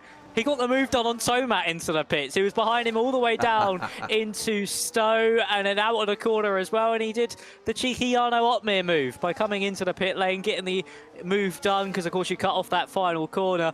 And luckily for Tomat, a P6 does wrap up second place in the standings before Fromage by only 3 points. It was so close between Fromage and AERT, but it is going to be AERT who do hold on, Fromage who do hold on to that one. And then, of course, 4 as well with Le Hotel. They do come into 4th place. A race victory for Carl Vergees. They do like these wet weather races to Le Hotel, and that is now 3 races out of a couple where, of course, James, rain has come down and they have dominated indeed. And for Vergees, a spectacular drive indeed. Yeah, certainly has been an absolutely fabulous drive, to say the least, as well. As said, if you've enjoyed every single part of this one, please scan that QR code in the top right-hand corner. We'll give you the final results in just a few short moments to all 140 of you who are tuned in across our 2 streams on YouTube and on Twitch. Thank you for all of your support. Let's take a look at... this would be one way to wrap up F1 25 in a nutshell, wouldn't it? If we're going to have the black screen of death and absolutely no podium or race results to think about, but there we go, if that's what it is. Nope, there's the podium. Great result in the end from the top step of Carl Vergees. He absolutely nailed exactly what he needed in order to convert this one to a race victory for Le Hotel, and that secures P4 in the title. Gabriel Moya did everything, chucked everything in the kitchen sink at that one, but in the end was beaten by Carl Vergees' strategy. P2 overall from Oliver Knott and Tom Roberts. You've got Jamie Dodge in P5 from Tomat, Zluva, Zaban, and then you've got Gibbo, Connor, Yannick, Joseph, Ted, Mihai, Stefan, Clay, Harris, Cook, and then your 2 DNFers, I believe, from this race as well was Pren and Zozo. In fact, no, Pren finished the race. It was Zozo who ended up, of course, being disqualified from the race. Right, that is it, folks. We have had one hell of a championship. 24 hours have come and gone, and we've crowned our champions already at F1 server. Fromage ERT are in there. Le Hotel have finished in P4. FST, unfortunately, are going to lose points, of course, after that disqualification. Max, just talking about the race, you know, the race itself was a little bit nuts. We ended up having the hards completely banned, so people were forced to use the mediums, the softs, and a combination of different types before moving to an inter.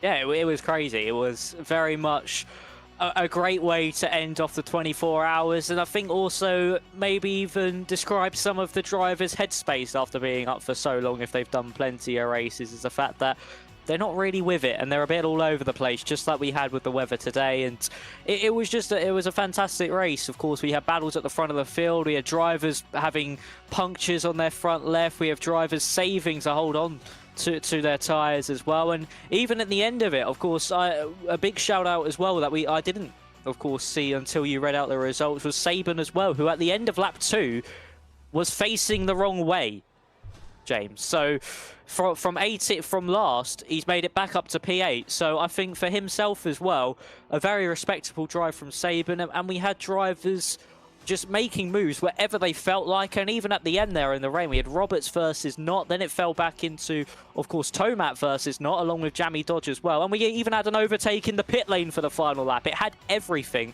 and it was just a brilliant way to end off the event. I think it perfectly epitomises what has been an absolutely fantastic 24-hour event. Before we wrap it all up here, we are actually going to get all of the media team included as part of a nice little send-off, we think, in just a few short moments. So don't go away. We'll be back in just a few short moments to wrap up what has been an absolutely fabulous event here. And in fact, we might just be able to jump in now. In fact, we'll jump in just a second. It's been absolutely fabulous, to say the least. If you haven't donated already, please do us a favor, scan that QR code in the top right hand side and make sure that you're donating, and let's get to that £2,500 stretch target. Thank you again on behalf of myself and the rest of the team at CSS for everyone's support over the last 24 hours. Everyone that's been racing, everyone that's been involved directly in the administration, anyone that's commentated, or anyone that's just been watching. I'm aware of the 3 or 4 of you that need to go to bed, by the way. Thanks for staying up to watch it, though. Thank you very much for watching. We'll be back in just a few short moments to wrap up what has been a fabulous charity event. Don't go away.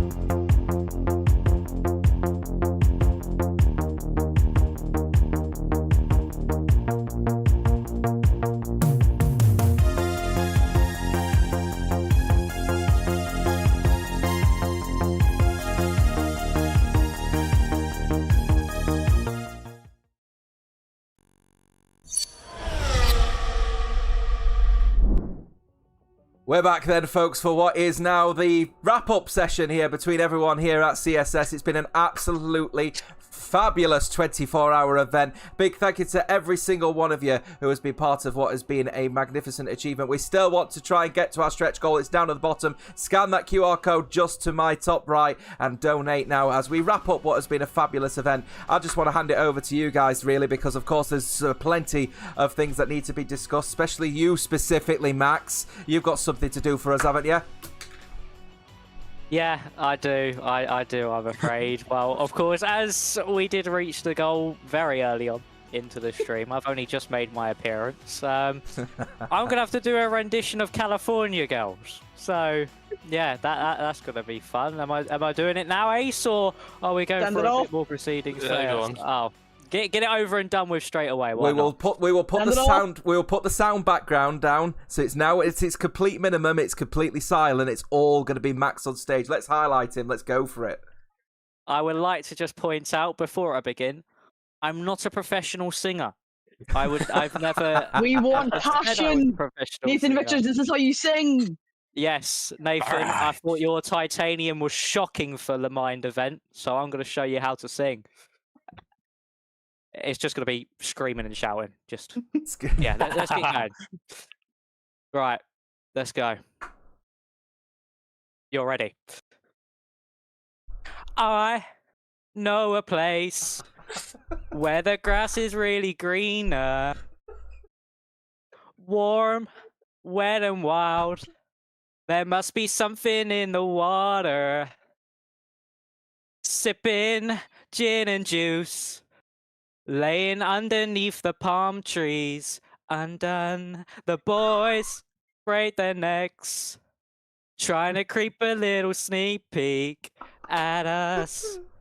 You can travel the world, but nothing comes close to the Golden Coast. Once you party with us, you'll be falling in love. California girls were unforgettable. Daisy Dukes bikinis on top. Sun-kissed skin so hot will melt your popsicles. California girls were undeniable. Fine, fresh, fierce, we got it one lock. West Coast represent, now put your hands up. And that's what all we got time for before copyright. Yeah, a round of applause there. Absolutely fabulous stuff. Absolutely great. There's passion in it. There was passion. Beyond passionate there from Max Ringer. Absolutely love that one. Thank you. Indeed. Yeah, I hope your ears aren't bleeding at home. Thank you. Apparently they got ads to it, so I'll get that clip later.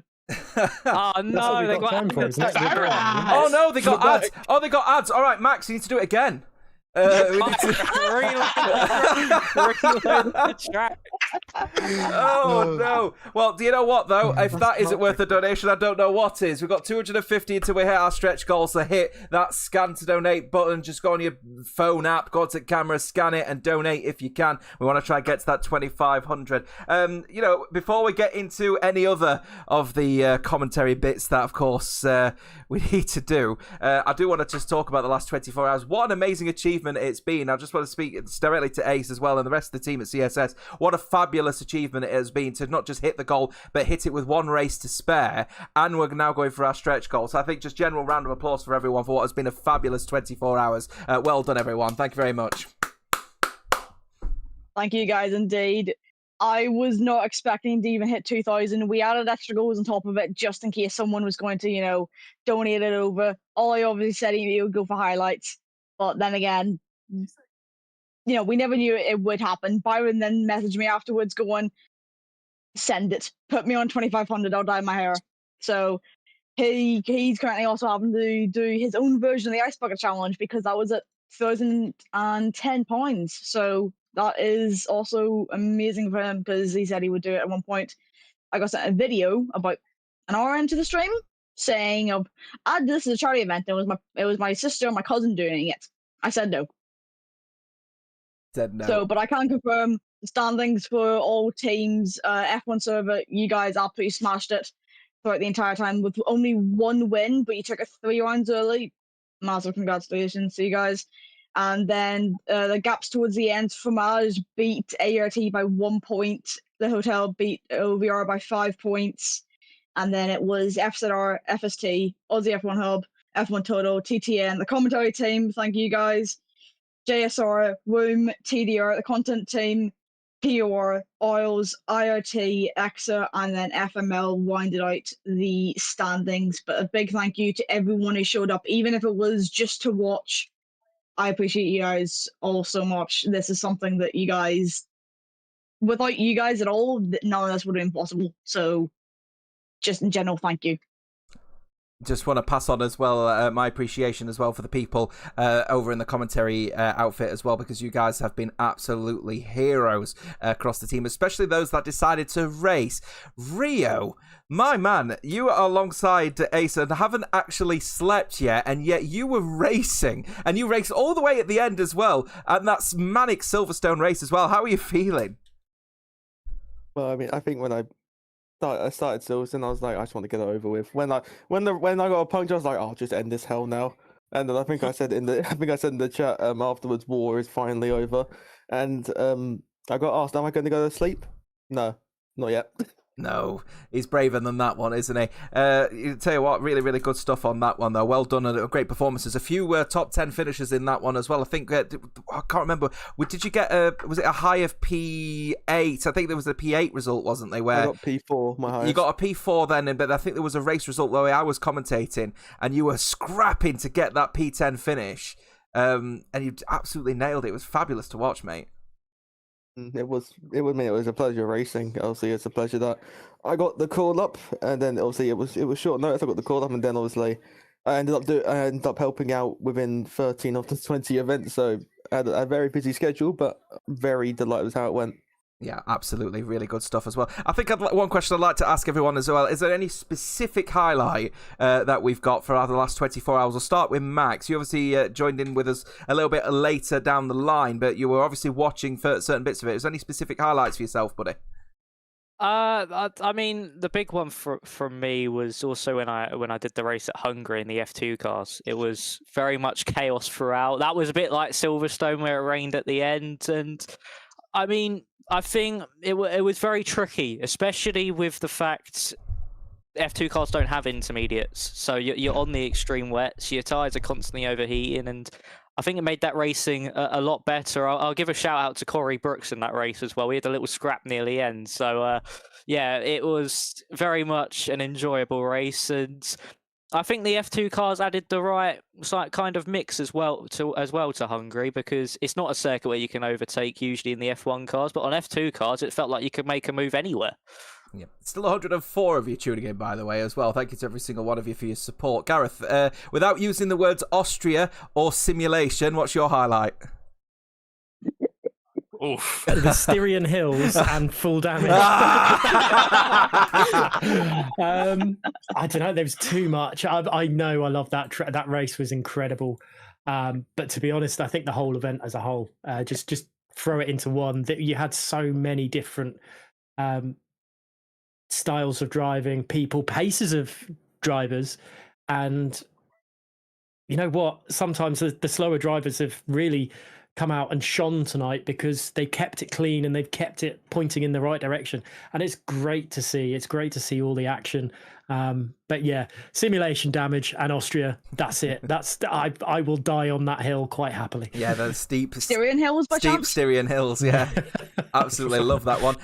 Rio, I think my highlight was with you actually, buddy, back at Belgium, the very first round. You remember how nervous it was a little bit at the start, kicking off with this event as well, and how amazing that first race was. I think that's my highlight, buddy.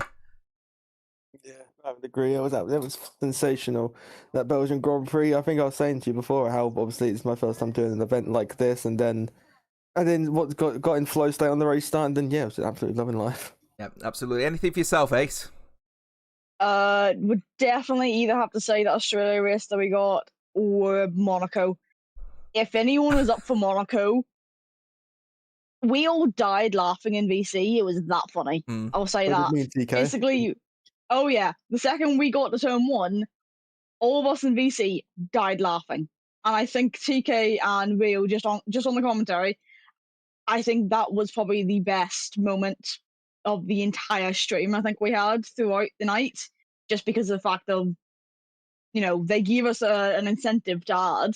You guys smashed it out of the park before we even got to Monaco, and you made it fun. Everyone says it was boring. It was not boring. As we say, Luca Rapassa gives you wings. As Joseph Rogan said, slams into a wall.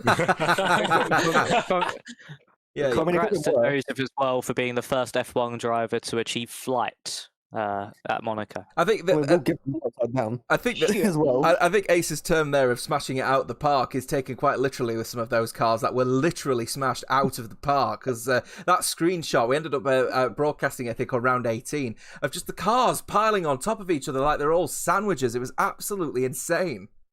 F2 Monaco. That's what I exactly got the thought of the second I saw one of the screenshots. I'm like, right, we've recreated Monaco here in F2 cars. What have we done? Absolutely mental. As Alexis would say, the pancake was flipped. Absolutely mental it was as well. Ollie, have you got any highlights yourself, buddy? Not really, no. From the races that I obviously commentated, I only did a few, but they were both high action. Obviously, in Mexico, you had the comeback from Liam Stevens, and in Abu Dhabi, you had the mixed strategy because of such a random restart, really, could mention. But then also the commentary team driving, there was some good results all around. We had one podium, and then a high amount of top 10 finishes, which is really good to see. And all I can really say to them lot is thank you very much for driving. You did an incredible job.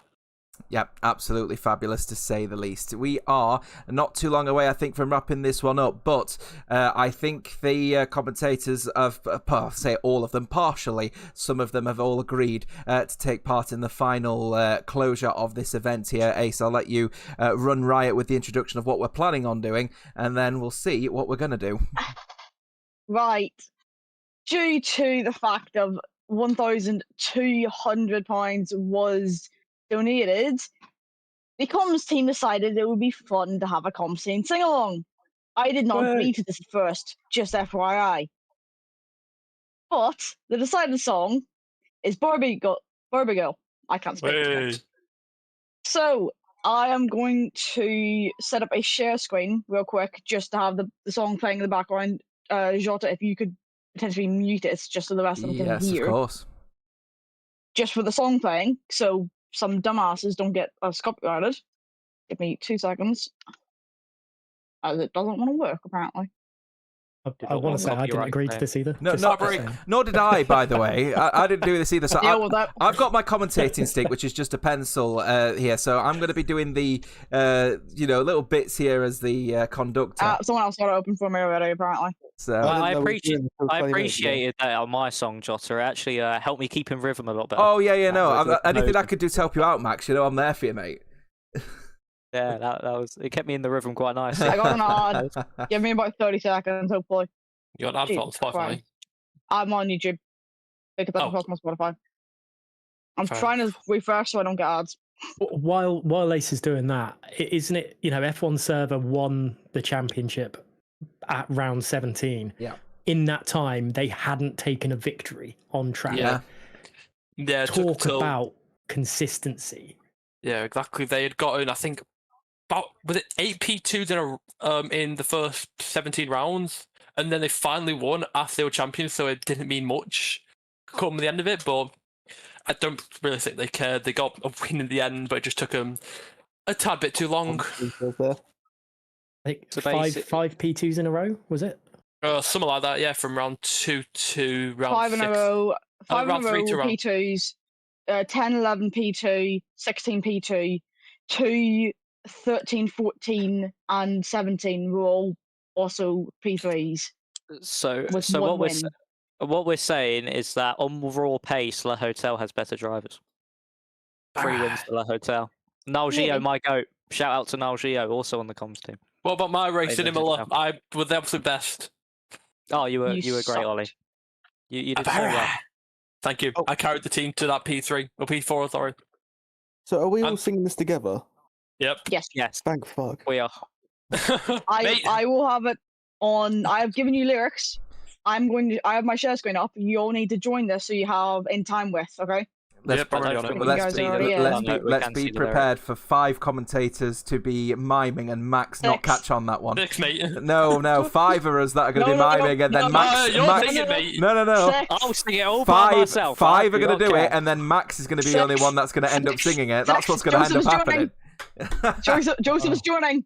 I am What's waiting the for him. Plackers? Oh, What's the The other one. Oh, The it's other Joseph one. in as well. D'Ambrosio will be joining. Nice, Joseph D'Ambrosio with us a little bit later on as Joseph, well. The here hero we of the go. night shift as well, Joseph as well. He did a great effort on that one as well. Mental races on that one actually, so we'll get some comments from him about those night races, which the less said the better, but I think important that we have that conversation because, yeah, a little bit insane that one. Exactly. Those races were all insane. I can't thank I cannot thank Corey and Joseph enough for doing those. PK as well jumped in basically last minute to do the Dakota for me.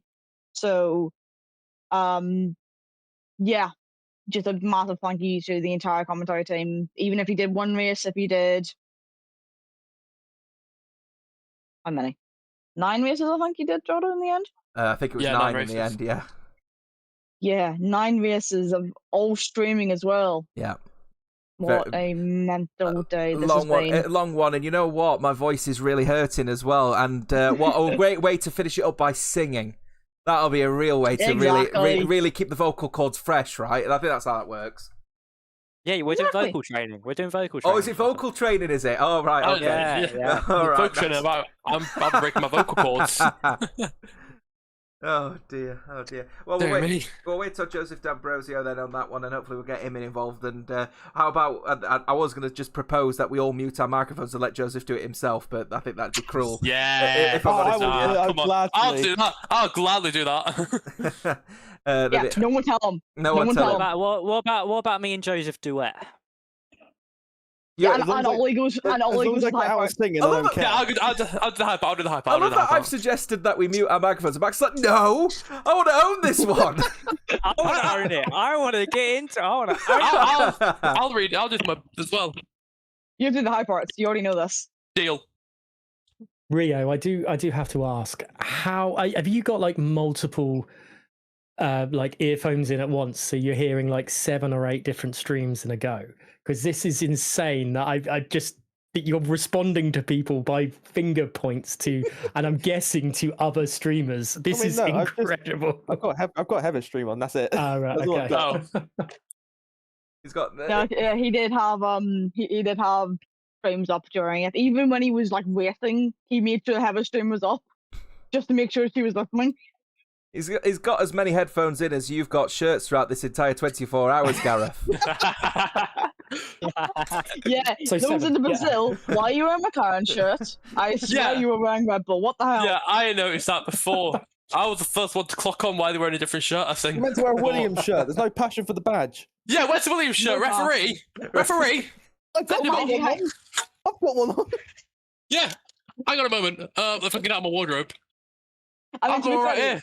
there was a bet we made beforehand. Max had to do it at one point. I think it was a I remember this. CSL race. You had to Oh do it. yes. Speaking of Yeah. that, DL. have we I don't- decided the hair colour for Ollie? It's gonna be white. Yeah, it's white. Right, No. while we're on it, Why not? I'm going for papaya? my poll. I'm So going I'm for a my McLaren poll. fan. I'm a Williams Hair fan, colour. but I'm not doing blue. But yeah. If you want to tune, I forgot what race it was in PSGL, but at some point in the most recent season, I changed for each individual section of the stream. Yeah, So if you want to go check out that one, I can't remember what one it was, but it's some point throughout last season. Should Probably be about the Spa mid as well. part. Yeah, probably know. about Sparish. No, so that'd put probably the clip to the end. I'd probably see Brazil, Like maybe. It Singapore, could have been Brazil. Texas. Yeah, Brazil. I think it was actually Texas. Actually, I believe. I have just gone and made a poll, by the way, in the Twitch chat. Get your votes in of the colour of hair. I will begin. No, I'll be down now. I'll pay everyone if So- you vote purple. No, neon pink. Yeah, I can't vote now, can I? Shite. Nope. No, I'm 100. I'm Language. 100% throwing. I'm 100% throwing my sorry. weight behind purple. 100%. Yeah. Can't go wrong with a bit of purple. Thanks for giving my. Oh my god, Jesus Christ. Apologies for my language. Go on. Didn't hear anything. Yeah, naughty. Has Joseph He's fallen down coming the toilet or apparently. something? They need to hurry up. Otherwise, we're making Max solo this again. Yeah, we're gonna have to make it I 6. I actually haven't got long before I actually genuinely need to go. So fingers crossed he does get in, because otherwise I've got to go. We will get him in as soon as possible. He should be a minute or two, and then If we he's are not here in definitely going. Couple of minutes, we should just go with that. I think in the interim, while we're waiting on Nice. Joseph D'Ambrosio to join us here for this one as well, quick reminder for everyone that is still watching. And by the way, there's still, 118 of you as well. So thank you very much to every single one of you. That donate little QR code is still there. If you could do us a favour, get your phone out while we're waiting, scan using your camera, and donate as well to the Macmillan Cancer Support guys. The 2,250 we've raised is absolutely magnificent, but we've got a stretch target of 2,500. So any pound you can give will be super helpful for Macmillan Cancer Support. Thank you to every single one of you who's already donated and committed your support for this 24-hour event. I will not be taking the donation link down, by the way. It will be staying live until at least this time next week. I understand that some people don't have the funds in them to be able to donate. I know Jess has already said she'll donate roughly next Friday. As Joseph is not in, get the camera on me. Oh, he's left. Oh, he's gone. He's gone to the charity. Oh, There he goes. He's back. He's back. He's Back back. again? Hey, camera on, pal. Where's the camera? It's the camera, Oh, Joseph. God. Oh. Give him a second. Let's see these designer bags under his eyes as he comes into the session. It didn't load. Drum roll. Well, it worked a minute ago, and now it doesn't work. This is not good. Oh no. Have you plugged it in and out? Do the typical Try IT turning thing. it off and on again. Turn it off and on again. Yeah, I had to do that before for one of my sessions. They're very. Loading. Oh. Does that work? I can see myself. Hey, I can see you. There we go. Still waiting on my side. We'll see if he comes through. It's loaded for us. It's loaded You for might me. need to go off. I see him. You might need to go off and then back on. Or like highlight them, and it may load quicker. Failed to start camera, apparently. Oh, No. Come on, Joseph. It's working for us. I don't know why it's There not you working for you. You got it? It's not Yeah, working yeah. on my side Yeah, either. no, maybe I'm still not. struggling. Oh, God damn it, Sorry, Joseph. Joseph reminds me of two Even his camera's squares tired. dancing. Like, God damn it, Joseph. Always have to be different, don't you? God. he's got a single Every camera time. now. Is this punishment Joseph, for his camera not working? what was worse, staying up throughout that night stint or watching Leicester City this season? Oh, referee. That's a tough one. I'm sorry. I'm laughing in Sheffield Wednesday here. Just saying. Can't get any worse than that. You were allowed to. You were ramsacked, Jota. We No. weren't. We were just crap. I'm coming off this from a 6-2 loss to Barnet yesterday, so Oh God. Ooh, Barnet. Jesus yes, Christ. as a Maybe Gillingham highlight them. fan. Short it may work quicker. Yep. Hopefully. There he We can is. get him. There's the man. Hey. Hey, happy days. There we Perfect. go, Right. yeah. Hey, Okay. outside people. Oh god. Can you jump on my screen share real quick, Joseph? I can do, yeah. Where Yeah, is this so- one? Turn of events, you are now duetting with Max up on. Oh no, you guys are doing it as well. I was just No, joking. no. You committed. You committed. Are you joking? You can be VAR. Can we get a VAR check on this? Hang on, It's on the VOD. I've got my It's on the VOD, yeah. Oh no, I've got Yeah, my on the replay buffer only set to 20 seconds. If it were 2 minutes, we'd call that back. Ah. The YouTube. Are we live on YouTube? Just go check YouTube. I'll go check later. Right, everyone, you all ready? No, No. Yeah. I don't care. You're ready, okay? I never said I was ready. Yes, that we are. Max is like starting us off. I'm starting us off. Yep. Yeah, yeah. So caps Well, off at I'm, least. so I'm doing the intro. Yeah. Okay. And then you're going to do the rest of the Hiya, song. Barbie. Hi, Ken. You want to go for a ride? Sure, Ken. Barbie girl. In a Barbie world, Life No, is plastic. It's fantastic. You can brush my hair and dress me everywhere. Imagination, life is your creation. Come on, Barbie, let's go Barbie. Barbie girl in a Barbie world. Life is plastic.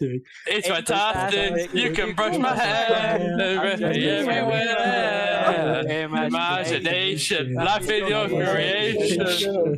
A blonde bimbo girl in a fantasy world. This is making you feel rock and roll, feel the glamour in pink. Actually there, hanky panky.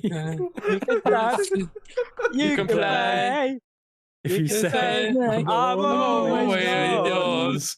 Oh, I'm a Barbie girl in a Barbie world. Life's plastic. It's fantastic.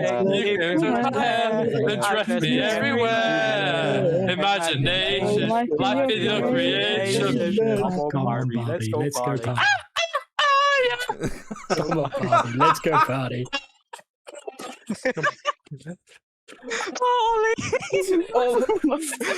To all 166 people who have just witnessed that, we are sorry. Oh my god. I don't think sorry cuts it, Joseph. I think we should all go on Britain's Got Talent. If that doesn't deserve an automation, I don't know what will. Top I'm right, fucking crying. top right, I'm hand, sorry, top right hand I'm side, fucking scan to donate, please. We deserve the money for this one. Macmillan, please deserve the money. They don't need this as well. It's really bad for them as well. I want to shout out Joseph D'Ambrosio, by the way, who halfway through that looked like he was going to have a total mental breakdown, by the way. It's just... Yep. I'm close. I've been up for 10 minutes. It's been up for 10 minutes. And it's up for 10 minutes. Ears are bleeding. Can't believe it. Oh my god. All right, well, in betweenst all of that one, I think we would just wanted to ask the question as well about sort of highlights and stuff. Now you're here, Joseph. You did the night stint, by the way. Big up your performance in that one because that was a long stint for yourself. What was it, between 10 past midnight and 5:30, something like that? Any highlights specifically for yourself there?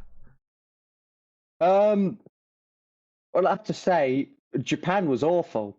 But I'm just going to pretend Japan never happened. Never put Japan on a highlights package, all right? I was ranting for halfway through that because certain individuals, you know who you are. You didn't make that a nice one at all. But I think just Vegas and everybody being a bit of a deliberate bell end, and then Monaco was brilliant to watch. It kept me awake. But don't hold back. Say what you really mean. Wait for 10 minutes. I'm going to be harsh, but no, honestly, it was a pleasure to watch through the night. It's not something I had done before, going through the night at to commentate. So yeah, very much a great experience. And thank you, of course, to my partners who were there with me, TK and Corey, who are probably very much in a deep sleep at this moment in time. Probably TK's awake. TK's ill. Oh, get him alive! Get him in here, man. He's not That's joining. disappointing that he's not here then. Yeah. I think just the 4 hours was a bit of a highlight, but it slowly, regressed as we went through. Joseph D'Ambrosio's iconic candor there for that Japanese Grand Prix. So big up, Joseph, and thank you as well for all of your efforts throughout that night shift as well, because that would have been a very long one indeed. Really, really great performance as well. I don't think there's much left here really for us now. I think we really should be considering wrapping it up here in the next 4 minutes. Is there any other comments anybody's got that they want to mention? Yes, big shout out to OBR. You got called up 3 days before. Thank you for stepping in. I was stressed on who to get as a team because SKG pulled out. Message OBR. Within 3 days, they had lineup and roster completely sorted. Oh, wow. I'm not even joking in saying that, but that was an absolute, you blindsided me with that. Thank you, guys. Where did they finish in the end as well? In the end, they did finish P5. Wow, so 3 days they managed to get everything sorted. They still finished in the top 5. What a magnificent effort from them. So fair play to them. Fair play. Exactly. Fair play to Fair them. play, honestly. Fair play to him indeed. Right, guys, it's now well over 24 hours since we started this, so I think we all deserve now to just get our feet up and have a nice, relaxing Sunday. Well done again to every single one of you over at CSS. Thank you to everyone who has been watching over the last 24 hours. We've managed to raise a grand total, as of right now, of £2,250.64. As Ace alluded to earlier, that link is still active and will remain active for at least a week, so please continue to donate, and we'll give up a nice wrap up, I'm sure, over on Twitter, X, whatever platforms anyway. Thank you very much to every single one of you. Take care and have a great Sunday. Bye.